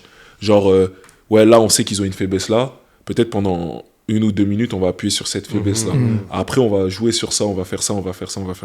Alors que des fois dans le championnat de France, je pense que c'est plus la bataille, tu vois. Genre c'est plus, c'est pas méchant, tu vois, mais c'est vrai que des fois je pense que c'est plus, ouais, tu vois, au plus costaud qui va gagner, au plus hargneux, au plus sauvage, tu vois. Et du coup, je pense que c'est ça la différence. Après, la grosse différence, ben, c'est la qualité des tu vois, ça, c'est la qualité des joueurs, tu vois, c'est clair. entre l'Euroleague et le championnat de France. J'ai une question, par exemple, j'avais Monaco et Paris qui sont en Euroleague, qui sont aussi en championnat de France. Est-ce qu'un Paris-Monaco d'Euroleague, c'est la même chose qu'un Paris-Monaco quand vous jouez contre Paris ou Monaco en championnat? Est-ce que c'est la même chose? Est-ce que c'est le même match? où il y a l'atmosphère Euroleague qui rentre en compte quand c'est l'Euroleague et l'atmosphère championnat qui rentre en compte quand c'est le championnat. Pour moi, de ce que j'ai vécu cette année, Mhm. pour moi, c'est la même chose. Ok. Tu vois. Maintenant, après, je pense qu'une équipe comme Monaco, quand ils jouent en Euroleague, tu sais, ils mettent un petit plus d'implication, Mhm. tu vois. Mais pour moi, genre, c'est vraiment... Genre, pour moi, par exemple, quand on a joué contre Paris, en championnat en Euroleague, c'est la même chose, tu vois. Mhm. Après, je sais pas ce que les joueurs, ils ont dans leur tête. Je sais pas s'ils sont un peu plus en dilettante et tout. Surtout que le championnat de France, maintenant, gros, comme je parlais de qualité des joueurs, Mhm. quand je parle de qualité des joueurs, je parle de qualité des joueurs dans un environnement. Il y a des joueurs qui sont dans le championnat de France, qui jouent dans des équipes genre moins bien classées, Mhm. et que, tu sais, ils arrivent à aller en Euroleague, et en Euroleague, tu vois, ils vont être bons. Mhm. Tu vois ce que je veux dire? Ça veut dire, genre, c'est pas fermé. Genre, c'est pas, Mhm. ouais, je suis dans une petite équipe, donc forcément, j'ai pas le niveau de jouer. Mhm. C'était dans une petite équipe, peut-être que c'est là où tu es. C'est vrai, c'est Mais l'environnement peut-être qui est comme dans un ça. contexte, dans un autre contexte, genre Pas TJ encore Short, exposé, ouais. bah, peut-être que t'es l'un des meilleurs joueurs d'Europe, tu vois. Mhm. Donc, je pense que c'est ça. Et il y a des joueurs, ben, en tout cas, dans d'autres équipes, en tout cas, je pense que, surtout en Espagne, Ouais. tu vois, en Espagne, c'est différent parce qu'il y a beaucoup plus d'équipes Euroleague, Mhm. tu vois. Et j'ai Mhm. été dans une équipe qui n'est pas estampillée Euroleague. Donc, ça Mhm. fait que quand Madrid et Barça, ils viennent jouer contre nous, et que tu joues dimanche à 13h, Mhm. je pense que les gars, ils sont en mode, écoutez, vas-y, on joue vite fait là. Et après, on a notre match, on a notre vrai match mardi, tu vois. Et il y a des joueurs qui sont payés pour ça, hein, Ouais. tu vois. Ouais, Il y a des joueurs qui sont là pour être que dans les grands rendez-vous Mhm. en championnat. Mais par contre, quand c'est l'Euroleague, ils sont là tout le temps, Mhm. tu vois. Tu parlais de Nando tout à l'heure. Lui, c'est vrai qu'il a quitté le Asvel, il est parti au Fenerbahçe en cours de saison. Est-ce que son absence, elle s'est vraiment fait sentir au niveau de son départ? Ouais, je pense que statistiquement, son absence, elle s'est fait sentir, Mhm. déjà, pour commencer. Et je pense au sein d'un effectif, ben, c'est un joueur d'expérience, Ouais, qui peut l'un être un des meilleurs joueurs leader. d'Euroleague, Mhm. Ouais. leader et tout. Et du coup, bah, ouais, je pense que c'est fait sentir, peut-être pas, peut-être pas physiquement, Mhm. mais en tout cas, tu sais, dans l'atmosphère, dans l'aura. Ouais, Tu vois, son il y a esprit. des matchs, c'est là, vrai que ouais. tu vas dire, ouais, il y a Nando, quoi. Mhm. Tu vois, genre, en gros, c'est bon, genre, il y a Nando, tu vois. Genre, il va te sortir des trucs et tout. Tu sais, il va te mettre minimum 13. C'est le minimum, tu vois. Ouais, À des moments, il va te provoquer des fautes. Tu sais que les lancers francs, c'est ouais, c'est quasiment dedans. 90% C'est dedans, et tout, ouais. c'est Mhm. dedans. Donc, tu sais, quand il part d'un groupe, forcément, tu Ça sais, tu manque, perds ouais. un mec qui a de l'impact dans l'effectif, tu Dans vois. le jeu, ouais, etc. Mm. C'est ta première saison en Euroleague, du coup, comme je disais. Qui dit que tu joues du coup en championnat et en Euroleague, mais c'est la première saison aussi où tu fais une saison bon, la saison n'est pas terminée, mais une saison à plus de 70 matchs, tu vois. C'est presque comme en NBA. NBA. Est-ce que toi, tu le ressens, toi, le poids de tous ces matchs joués? Il y a des semaines où vous faites 3 matchs joués, par exemple, et puis encore, pendant la saison, tu as aussi la trêve internationale où tu joues avec l'équipe de France, donc on peut peut-être arrondir à 80 matchs joués comme en NBA. Est-ce que toi, tu le ressens, ce poids de nombre de matchs joués? Je pense que tu le ressens, tu Mm. vois. Mais au-delà de physiquement, je pense que c'est mentalement, tu Ok. vois. Parce qu'en fait, tu es toujours dans la concentration. Tu dois Ok. être toujours, du moins, tu dois être toujours dans la concentration, tu vois. Tu as des petites périodes où tu vas avoir un jour off, faut couper. Ok. Tu vois, faut couper, faut se reposer et tout. Mais tu es toujours dans... Physiquement, après, tu vois, on a des gros effectifs. Ouais. Donc ça ouais, nous ouais. permet 13, de 14 tourner, joueurs, ouais. tout ça, de beaucoup moins jouer, tu vois. Et après, t'essaies aussi, il faut essayer de se rendre les matchs de championnat faciles. Mm. Tu vois, même si maintenant c'est dur de se rendre les matchs de championnat C'est faciles, clair. pour que, déjà, tu vois, genre, tu penses pas à autre chose, mais que t'es dans la gestion. Dans la gestion de, j'ai bossé sur ça, maintenant il faut que je retransmette en match de championnat, parce que le match, il est un peu plus facile, donc je vais essayer de faire ça. Après, en Euroleague, c'est différent. En Euroleague, je vais pas dire que tu es dans la performance, parce que aujourd'hui, on est dernier d'Euroleague, mais en gros, l'Euroleague, il y a des trucs que tu n'as pas le temps de faire. Genre. Mhm. Tu vas pas essayer de faire certaines choses parce que ça va pas passer, ou tu vois, des trucs comme ça et tout. Et au fur et à mesure de la saison, de toute façon, tu te rends compte, même en championnat, au final. Tu sais, quand ça se resserre, tu veux finir plus haut possible, donc Ouais. du coup, tu vas moins tenter. Mais c'est vrai que je pense que ça se ressent physiquement, Mhm. mais plus mentalement, tu vois. Ok. Parce que tu me dis ça, ou s'entraîner tous les jours, et avoir un match par semaine, je pense que je préfère quand même avoir tout ça de match que s'entraîner tous les jours. Tout le temps. Tu vois, à l'entraînement, ça fatigue. Hein. L'entraînement, ça fatigue. Je pense, le match, c'est fatigant. Parce que, tu sais, t'as le côté cognitif et tout qui rentre en jeu et tout. Tu sais, la concentration et tout, et ça fatigue beaucoup. Mais l'entraînement, 2 heures d'entraînement ou 1h30 d'entraînement, 1h45, tous les jours, t'arrives le week-end, tu fais 2 fautes au premier quart-temps, tu joues plus de la mi-temps, c'est fini. C'est fini, tu recommences encore. Tu te dis, il y a la semaine prochaine. Moi, tu te dis, à la semaine prochaine, donc je préfère avoir ça que... Et plus tu joues beaucoup de matchs, mieux c'est pour ta vie, quoi. Financièrement, c'est tout clair. Ça, tu vois. Et toi, t'as pas pensé au risque de blessure, par exemple, ou ce genre de choses qui pouvaient arriver? Si, ça peut arriver, tu vois, mais après, ça fait partie du... C'est le jeu, ouais, c'est clair. C'est le jeu, hein. Tu vois, tu peux pas tout avoir, hein. En vrai de vrai, tu peux pas jouer au basket, gagner de l'argent, avoir... ouais, je sais pas, ne pas te dire que je veux pas être blessé, des trucs comme ça. Après, tu travailles pour ne pas, tu vois, moins avoir de blessures et tout ça, tu vois. Est-ce qu'il y a un joueur qui t'a vraiment choqué en Euroleague? Genre, t'as joué contre lui, tu te dis, ah ouais, lui c'est trop. Un joueur qui m'a choqué en Euroleague, en vrai, tu me dis mec, je réfléchis, mais... Si tu me dis non, je te crois. Genre, non, personne me choque. Tu sais quoi? Un joueur qui m'a choqué, déjà... c'était Carson Edwards. Déjà. Parce que on a joué. Non, déjà, c'était. En vrai, je peux dire plein de joueurs. Kendrick Nunn, il m'a choqué. Parce qu'on a joué Pana. Et après, on a enchaîné avec Bologne. Parce qu'en fait, pourquoi Kendrick Nunn, il m'a choqué? C'est qu'en gros, c'est pas le plus rapide et tout. Mais en gros, dans les finitions et tout, tu vois. Genre, il va jeter la balle en l'air. T'as l'impression qu'il tire n'importe comment. Et genre, ça va rentrer et tout. Ouais. Et Carson Edwards, c'était sur sa tonicité et tout. Genre, il était tonique. Il est tonique. Il est puissant, tu vois. Après, sur mon poste, en vrai, Kabengele de Dubaï, en plus, je crois qu'il fait il fait une grosse saison et tout. Lui, franchement, il est costaud, il est capable de shooter, de driver, tu vois. En plus, il joue comme un poste 3 un peu, genre et tout. Ouais, et lui, vraiment, genre, je trouve que il était choquant. Après, comme ça, de tête, là, j'ai pas forcément, tu vois. Ouais, comme ça, de tête, j'ai pas forcément de... Mais ils sont... genre, tu vois, c'est pas que je dis ils sont nuls, hein. Attention, on peut pas dire ce que j'ai pas dit. Mais en tout cas, genre, les joueurs, genre, si tu me dis comme ça, de tête, je te dirais Carson Edwards, tu vois. Et en plus, je crois qu'il avait fait un gros match contre nous, je crois, à Villeurbanne, tu vois. Cette saison-là, enfin, là, on se retrouve pour le podcast. On s'est contacté déjà il y a 2 mois avant, et je t'ai contacté, du coup, je t'ai recontacté après le Ramadan, du coup. Toi, du coup, t'es un joueur musulman qui fait le Ramadan. Est-ce que faire le Ramadan en étant athlète de haut niveau, c'est quelque chose qui est dur à gérer? Déjà, je te pose, tu m'as contacté. T'étais en balade à vélo. Attends. Je sais pas s'il a une babies ou... Hein, faut le dire. S'il vient vous chercher là, j'espère que c'est pas à vélo. Hein.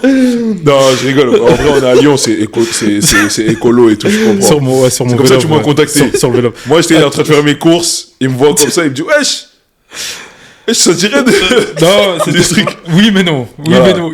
Mais tranquille. Il simplifie la chose. Non, en vrai de vrai, pour répondre à la question, en fait, moi, avant, je faisais le Ramadan, mais je me limitais, tu vois. Genre, je disais quoi, les jours de match, je fais pas... Ok.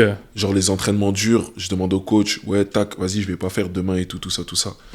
Mais en fait, je pense plus en vieillissant, tu sais, en truc et tout, en rencontrant des gens qui sont capables de le faire et tout, bah, genre, ça m'a aidé, tu vois. Ok. Genre, ça m'a aidé et tout. C'est vrai que c'est dur, mais en vrai, je sais pas, il y a un truc, tu vois, après, c'est la foi et tout, tu vois. C'est clair. C'est comme ça, il y a un truc qui fait que bah, ça facilite. Après, je remercie vraiment le club et les personnes. Nous, on a notre team manager qui s'appelle Théo, et je le remercie aussi parce que, bah, après, c'est ses convictions et tout, tu vois.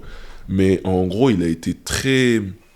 Il nous a aidés. Ok. Tu vois, ceux qui faisaient le Ramadan, il nous a aidés. Tu vois, dans le sens où, tu sais, genre, il y a des gens, ils vont pas forcément t'aider, mais tu sais, ils vont te laisser faire ton truc. Ouais. Ça, c'est très bien. Ouais. Mais lui, en gros, il nous a aidés à faire, tu vois, dans le sens où faire attention à ce que quand on va dans des hôtels à l'étranger, et même Frédéric Sarr, tu vois, en équipe de France, qui m'a aussi aidé, et qui nous a aidés à... on arrive en... Putain, désolé, on a joué où? On a joué en Hongrie. On arrive en Hongrie, de faire en sorte que le déjeuner soit prêt à 5h du matin en Hongrie. Il n'y a pas un musulman dans le pays, je crois. Il n'y avait pas une mosquée dans le pays. De faire en sorte que le petit-déj, pardon, soit prêt à 5h du matin pour qu'on puisse jeûner. Genre, c'est trop bien, tu vois. Que le soir, on puisse avoir des box. Les gars, vous avez tout eu. Ouais, j'ai fait en sorte qu'à Nanterre, ce soit halal parce que vous êtes là, tu vois. Et franchement, merci. Et ça a été dur, mais on va dire, entre guillemets, ça a été facilité par, par tout ça. Genre, par l'organisation, le staff. L'organisation et tout ça, tu vois. Et après, tu gères en général, aussi ça se démocratise de plus en plus, tu sais, la religion dans le sport et tout, et après chacun gère à sa manière, tu vois. Mais c'est vrai que moi, c'était une première année vraiment où je faisais tous les matchs, les entraînements et tout, et franchement, Dieu merci, ça s'est bien passé. Hein. Et c'était pas forcément dur à gérer, justement, parce qu'on t'a facilité les choses. Ouais, ça n'a pas forcément été dur à gérer, tu vois. Il y a eu peut-être 2-3 entraînements où j'étais vraiment en galère, tu sais, la fin du ramadan aussi, mais ça n'a pas été dur à gérer parce que aussi, on avait beaucoup de matchs. Tu sais, les horaires, ils avancent pour le ramadan. Et on avait beaucoup de matchs après l'heure de couper. Donc, du coup, j'ai pu m'organiser comme ça. C'est vrai qu'il y avait une période où il y a à peu près 10 ans où, gros, ça se terminait à 22h30, des trucs comme ça pendant l'été, etc. C'est clair que c'est pas la même chose. T'étais mon gars parce que t'étais supporter de OL, mais là, t'as voulu me faire là. T'étais mon gars. Pour le vélo. T'as voulu me faire. Non, mais en vrai, c'est très bien. Contexte, parce que je vais remettre les choses en contexte. Je crois que c'était un jour, il pleuvait en plus. Et je crois que je sortais du taf. Tu vois. Et du coup, moi, je passe, c'était par Cours Lafayette. Et là, je le croise. Un grand comme ça avec la veste de l'Asvel. Je fais, il n'y a pas beaucoup de grands comme ça avec la veste de l'Asvel. Déjà, t'as remis dans le contexte. Il n'y avait aucune situation atténuante pour toi, genre. Non, oui. En gros, je me suis dit, peut-être tu vas me dire un truc de ouf ou quoi. Tu sortais du taf, il pleuvait, t'étais à vélo. Déjà, le pleuver à vélo, déjà, je trouve que c'est pas un truc. Mais après, tranquille, moi, comme je t'ai dit, en vrai de vrai, on est à Lyon. C'est une ville super écolo. Et c'est respectable que tu ailles au travail en voiture et que en vélo et que tu rentres en vélo, tu vois. Genre, franchement, c'est très bien. Juste, j'étais surpris. En gros, en plus, tu m'as arrêté en mode genre, tu sais, comme si, tu sais, tu connaissais quelqu'un.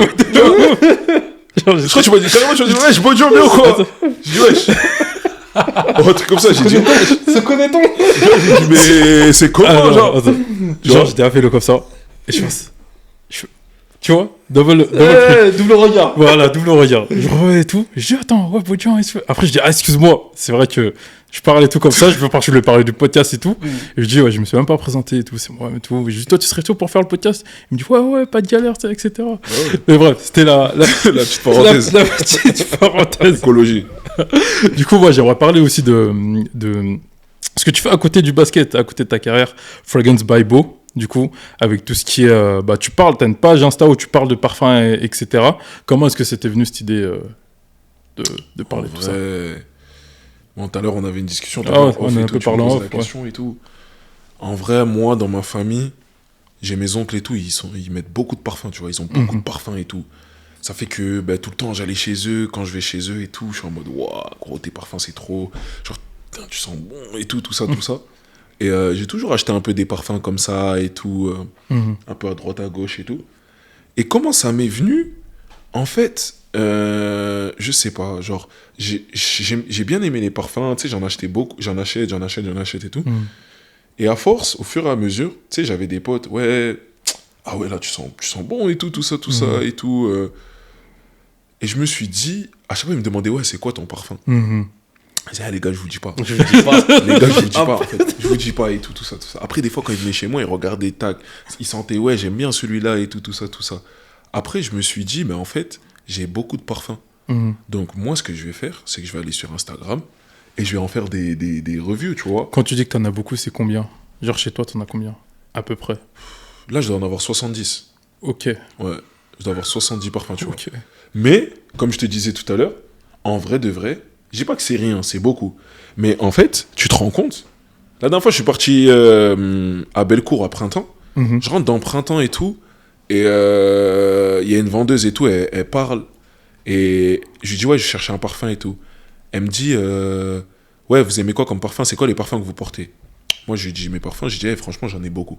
Elle me dit combien? Je dis 70 à peu près. Elle me dit, moi, j'ai 3 chiffres. Je dis combien? Elle me dit 250. Waouh. Elle me dit 250. Elle me dit 250. Et moi, j'en ai 70. À ce moment-là, franchement, j'ai pris... Mon ego, il a pris un coup. Tu vois ce que je veux dire? Je me suis dit, hey, purée, je fais des reviews là sur Insta, mais en fait, moi, je suis personne en fait. J'ai un petit poisson. Et en gros, Little bah, fish. ça m'est venu comme ça. Genre, c'est, vas-y, tu vas parler de tes parfums. Tu sais, au lieu de demander, au lieu que à chaque gars, toi, tu vas dire, hey, t'as vu, ouais, il y a ça, ça, ça dans ce parfum. Bah, en fait, t'as tout ça de parfum. Vas-y, regarde la composition, regarde, c'est comment, genre. Genre, en fait, c'est que tu t'aimes bien ça. Parle-en. Ben, comme tu vas en parler, tu vas parler aux gens, tu vas expliquer, tu vas dire ton ressenti et tout ça, tout ça. Et si ça plaît, ça plaît, ça plaît pas, en gros, tranquille, tu vois. Parce qu'il y avait pas il y a pas forcément d'objectif derrière tout ça. Ok. C'est vraiment, tu passes le temps. Genre, Ok. vas-y, ben, ça m'aide en dehors du basket. Mhm. Sinon, je fais quoi? Je suis chez moi, je dors, je mange, je regarde la télé. Ben là, tu sais quoi? Moi, ça me plaît de faire quoi? De me filmer de me mettre devant ma caméra, de me filmer, de faire des reviews, d'aller faire des recherches, d'avoir des connaissances. Après, de faire mes montages Mhm. et de poster. Tu vois, ça me plaît de faire ça. Donc, vas-y, je vais le faire. Et en gros, si ça plaît à d'autres personnes d'écouter, parce que t'as vu aussi, tu parlais d'un truc, encore une fois, tu me disais, les parfums et tout, il y en a pas, les gens ils vont parler de parfums. T'as vu, quand tu vas en magasin, Mhm. tu parles de parfums et tu vas voir le vendeur, tu sais, des fois il va te parler avec des trucs, tu vas pas comprendre. Mhm. Ouais, t'as vu, là, il y a ça, nanana, nanana. Ouais. Tu vas sur Instagram, TikTok, tu vois, tu dis, mais tu comprends rien. Toi, tu veux juste acheter un parfum, tu vois. T'as capté? Toi, tu veux le mec, il arrive, il te dit quoi? Eh, le parfum là, je donne un exemple, hein. Je précise. Eh, le parfum là, quand tu vas le mettre, tu vas gérer grave des meufs. Tu vois ce que je veux dire? Eh, le parfum là, quand tu vas le mettre, je sais pas moi, tous tes potes ils vont se retourner en mode, eh, tu sens grave bon et tout ça, tout ça. Toi, tu veux juste ça. Ouais, c'est clair. Mais t'as pas ça. Ouais. Toi, t'as le mec qui va te dire quoi? Oui, si vous mettez ce parfum-là, et c'est ce que je fais un peu aussi, tu vois, parce qu'il faut garder un petit côté professionnel. Et c'est là moi, c'est ce que je voulais faire. C'est t'essaies d'être professionnel, mais pas trop, parce que t'as pas assez les connaissances. Parce que quand on va venir te poser des vraies questions, là, tu vas commencer à Tu vas bégayer, bégayer, ouais. tu vas prendre une sauce bêtement. Donc toi, tu vas parler des choses que tu connais, tu vas parler des notes comme on connaît sur Internet, mais en même temps, tu vas parler de ton ressenti, tu vois. Et c'est ça que j'ai décidé de faire. Ok. C'est vrai que tu parlais du truc où toi c'était ton passe-temps et c'est quelque chose que tu kiffes faire avec du montage, etc. Et moi, en scrollant sur les réseaux, je vois de plus en plus d'athlètes professionnels justement se mettre dans ce genre de truc où ils se filment, ils font du montage, ils font des vlogs. Mathieu le fait sur TikTok. J'ai vu qui d'autre Grave. En Turquie, comment il s'appelle? Hugo Besson, Ego Besson, Il y que a j'aime Mathieu, beaucoup le fait. Johan, il Ouais. Ouais. Narcisse de Poitiers, Mhm. il commence à en avoir de plus en plus. De plus en plus, ouais, c'est clair. Et qu'il y a de plus en plus une vague d'athlètes professionnels qui se filment et qui nous font voir en fait le décor, enfin, de ce que c'est L'envers d'être du décor. l'envers du décor, ce que c'est d'être professionnel, Mhm. etc. Toi, du coup, tu le fais avec le parfum et c'est comme je t'ai dit tout à l'heure, je trouve que c'est quelque chose de super original. Il n'y a pas Ouais. beaucoup de gens Ouais. C'est vrai. que tu connais qui ont vraiment cet intérêt-là pour le parfum, tu vois. Mhm. Eux, ils le font par rapport à leur carrière, tu vois. C'est leur métier, tu vois. En soi, ils restent un peu dans le basket. Mais toi, c'est par rapport au... En plus, ça n'a rien à voir avec le basket, tu vois. Ça n'a rien à voir. Ça n'a vraiment rien Ça à voir. n'a rien à voir. Et le truc, c'est que quoi? En fait, moi, je le fais. Mais en gros, genre, je me renseigne. Genre, carré, j'achète des magazines et tout. Genre, tu vois, je lis pour avoir plus de connaissances et tout, parce que ça m'intéresse vraiment et tout, tu vois. Et en fait, ça n'a rien à voir. Mais à la fois, j'ai envie de te dire, bah, des fois, tu sais, genre, tu fais des trucs qui ont strictement rien à voir, tu vois, avec ton sport ou avec ton métier et tout, c'est vrai. Si c'est ta passion, je dirais pas que c'est ma passion, je dirais que j'aime T'as un ça. intérêt, ouais. J'ai un intérêt. Ouais. Peut-être que ça va devenir une passion et tout, tu vois. Mais il y a trop, en fait, pour moi, il y a trop de choses. Tu vois, il y a dans la parfumerie, il y a trop de choses. Tu vois, et on n'a pas encore exploré, du moins, moi, j'ai pas encore exploré ça. Et ouais, il y a beaucoup plus de sportifs qui démocratisent le fait de parler de ça, de leur vie sur les De se réseaux, filmer, tout etc., ça, tout ça. ouais. Et tu vois, là où je fais un pont en arrière, comme je te disais par rapport à la vente de plats, en fait, ce qui est compliqué, c'est que je trouve... Après, c'est normal, tu vois, mais des fois, t'es réticent à faire des choses. C'est vrai. moi, je suis réticent. Quand je fais mes vidéos parfum, je suis réticent parce que je me dis toujours, hey, il y aura quelqu'un, pas forcément de l'extérieur, dans le public ou quoi, mais tu sais, peut-être dans le club et tout, ouais, t'as vu, il fait des vidéos de parfum, là, il a pas fait un bon match. Tu vois ce que je veux dire? Tu vois, je vois totalement. Et en gros, les gens, ils te stoppent. Et ça vient pareil avec le truc du restaurant. Pourquoi, en fait, pourquoi tu vas stopper quelqu'un qui a une autre ambition? Tu vois? Clairement. Ok, peut-être que le mec, il a envie de faire du basket, son métier, c'est son truc, il kiffe ça, tu vois. Peut-être qu'il a une passion à côté, peut-être qu'il a envie d'en parler. Et pourquoi, en gros, tu sais, un peu comme The Bridge de Tchouaméni, pourquoi, en gros, quand le mec il fait ça, vous n'êtes pas content. Si le mec il est pas bon prof, vous allez dire ouais, parce qu'en fait il a fait ça, maintenant il est pas bon, et tout, il est pas concentré. Clairement. Laissez les gens exprimer leur passion. Peut-être qu'on passe à côté de grandes choses, tu vois. Clairement. Et on te dit pas, et justement c'est là où il faut faire la balance entre eux. Je sais que je suis basketteur professionnel. Je suis pas un nez, on appelle ça dans la parfumerie, ou un mec qui a fait des études. Je suis basketteur professionnel, donc c'est mon métier. Je sais que je dois être performant et tout ça.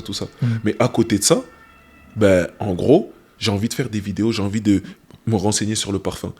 Et en gros, si ça doit être que ça. Parce que toi, quand t'as une fille ou t'as des enfants, tu t'occupes de tes enfants. Ouais, c'est clair. Est-ce qu'on te dit demain t'es pas bon, ouais, il s'occupe trop de ses enfants?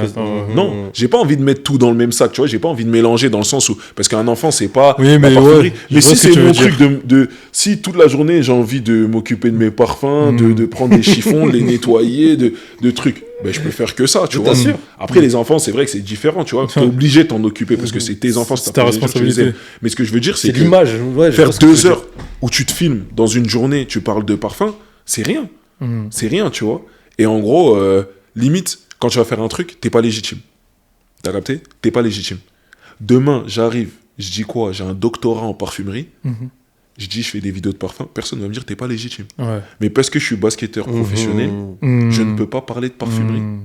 Mais non, C'est pas quelque comme chose qu'on t'a Mais déjà attends, dit que t'as ça tu ressenti. le vois dans tes commentaires ou dans Ouais. tes... Non, dans mes commentaires, justement, non. Ouais, ce que je me En fait, disais. je le vois pas et tout, mais je l'ai déjà ressenti. Ok. Tu vois? Ok. Et en gros, on me l'a déjà dit. Je peux pas, tu vois, je peux pas expliquer tout. voilà. Tu vois ce que je veux Ouais, dire? qu'on se le dise. On me l'a déjà dit, Ok, tu vois. voilà. J'ai pas envie de trucs, mais on me l'a déjà dit. Ok. Et en gros, c'est pas un truc que je vois dans mon commentaire. Parce que au contraire, c'est pas des basketteurs et tout ça. Mais en gros, les gens dans les commentaires de l'extérieur, ils aiment trop. Voilà. Et en gros, les gens, ils me poussent encore plus à faire quoi? Continue. De essayer de trouver un lien entre, ouais, le gars est basketteur et il parle de parfumerie. Parce que là, moi, je te parle de parfum. Mais en gros, moi, je peux faire des liens. Tu vois, je peux te faire des concepts. Tu vois ce que je veux dire? Des concepts avec mes coéquipiers, des trucs clair. comme ça. Ouais, et tout clairement. ça. C'est clair. Mais j'ai pas envie de les impliquer et j'ai pas envie justement qu'on pense que Bodjan, il fait ça. Il est trop focus sur le ouais, parfum. il est trop focus sur le parfum, tu vois. Donc en gros, les gens, ils aiment. Parce qu'ils se disent quoi? Comme tu as dit, en fait, tu as un basketteur qui va parler de parfum. C'est la première fois qu'on a un gars qui fait ça. Donc Ouais. franchement, respect à lui. Il a les cojones, on va dire, tu vois. Une cojones de venir, de parler de parfum et tout. Et comme j'ai dit, aussi en termes de légitimité, j'ai pas étudié la parfumerie. J'ai pas 250 parfums. Mais le seul truc qu'il faut faire, c'est se lancer, en fait. Tu vois ce que je veux dire? Tu vois ce que je veux dire? C'est-à-dire que clair. moi, peut-être, demain, je vais croiser un mec dans la rue qui a étudié la parfumerie et tout ça, il va me dire, eh, gros, on me l'a pas fait, hein. Mais on sait jamais. Eh, gros, t'as vu, tu parles de parfum, tu t'y connais pas. Ben, tu t'y connais? Tiens. Lance-toi. Lance-toi. Lance-toi, gros. Lance-toi si t'as envie de parler de parfum, tu vois ce que je veux dire? Aujourd'hui, t'empêche Internet, c'est libre. On nous permet de faire plein de choses. Je fais pas des bêtises sur Ouais, Internet. clairement. Tu vois, je parle. Il y en a qui vont raconter leur vie, il y en a qui vont danser, il y en a qui vont truc. Vous faites votre podcast. Mais moi, j'ai envie de Faut rigoler. Là, il a dit, il y en a qui vont danser ça. Tu vois ce que je veux dire?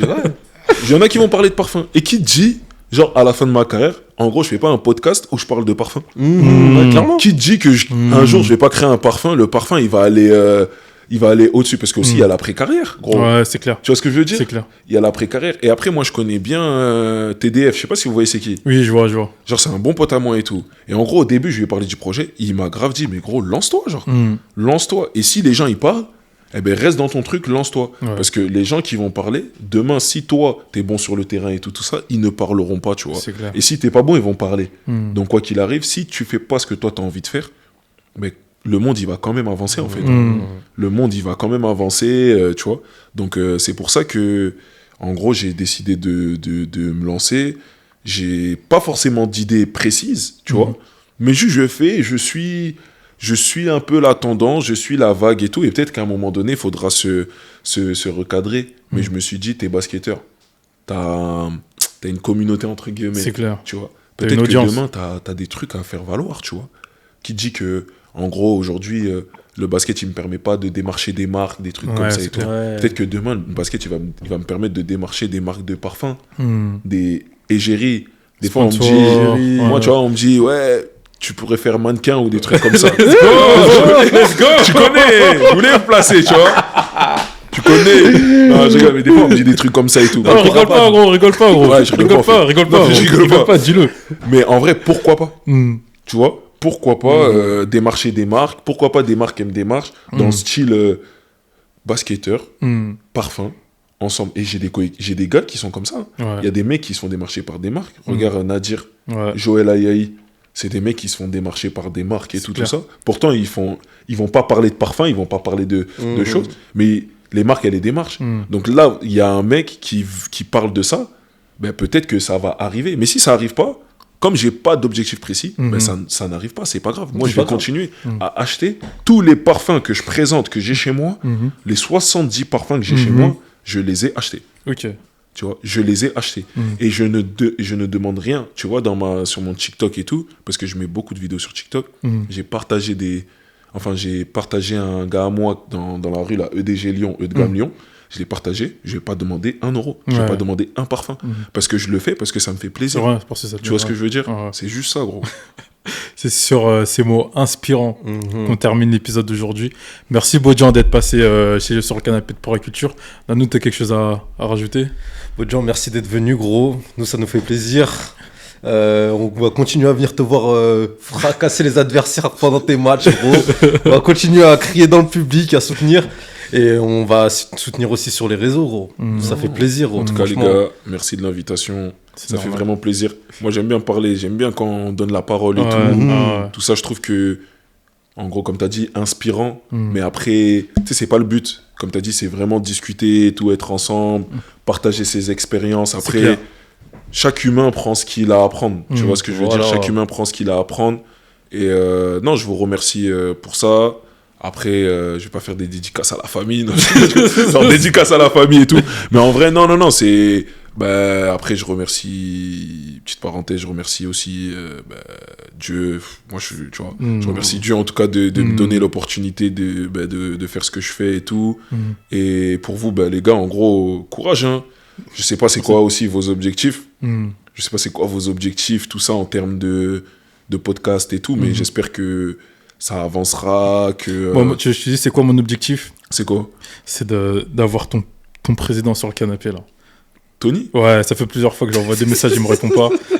Il y avait pas eu un truc, parce que j'ai cru entendre un truc, il y avait pas eu un truc comme ça entre vous, genre? Poisson d'avril, gros. C'était un poisson d'avril. Ah, c'était un poisson d'avril. C'était il y a 2 Parce semaines. qu'en gros, la poisson dernière d'avril. fois, je sais plus avec qui je parlais, il me disait, ouais, t'as vu, ils vont avoir Tony. Putain, Ah c'est ouais une dinguerie, c'est comme ça. Non, et c'était un poisson d'avril. C'était un poisson d'avril. Mais gros, pourquoi vous avez pas première. demandé à Edwin? C'est le gars d'Edwin. Ouais, Ouais, on pourrait, mais j'ai pas envie de. Ouais, je j'ai vais compris, demander à j'ai lui. compris, nan, j'ai nan, compris. nan. Que ce soit organique. C'est bon, j'ai. Ouais, j'ai compris. Non, Ouais, après, c'est step clairement. by step. Hein. Ouais, Après, clairement. des fois, tu vois, si tu le mets dans tes prières, peut-être que ça va arriver. Hein. Sinon, tranquille. Peut-être un jour, il viendra et tout ça, quand vous allez prendre un peu plus d'expérience ou peu Ouais. importe, genre, tu vois, mais que vous allez faire avec beaucoup de joueurs clair. et voilà. C'est clair. En tout cas, merci à toi d'être venu. Pour vous, si vous avez aimé l'épisode, n'oubliez pas de liker, commenter, partager. Ça nous fait super plaisir. Et ouais, hein. Merci à toi, votre genre. Non, merci les gars. Merci. That's a wrap. C'est tout bon. Ah là, bien.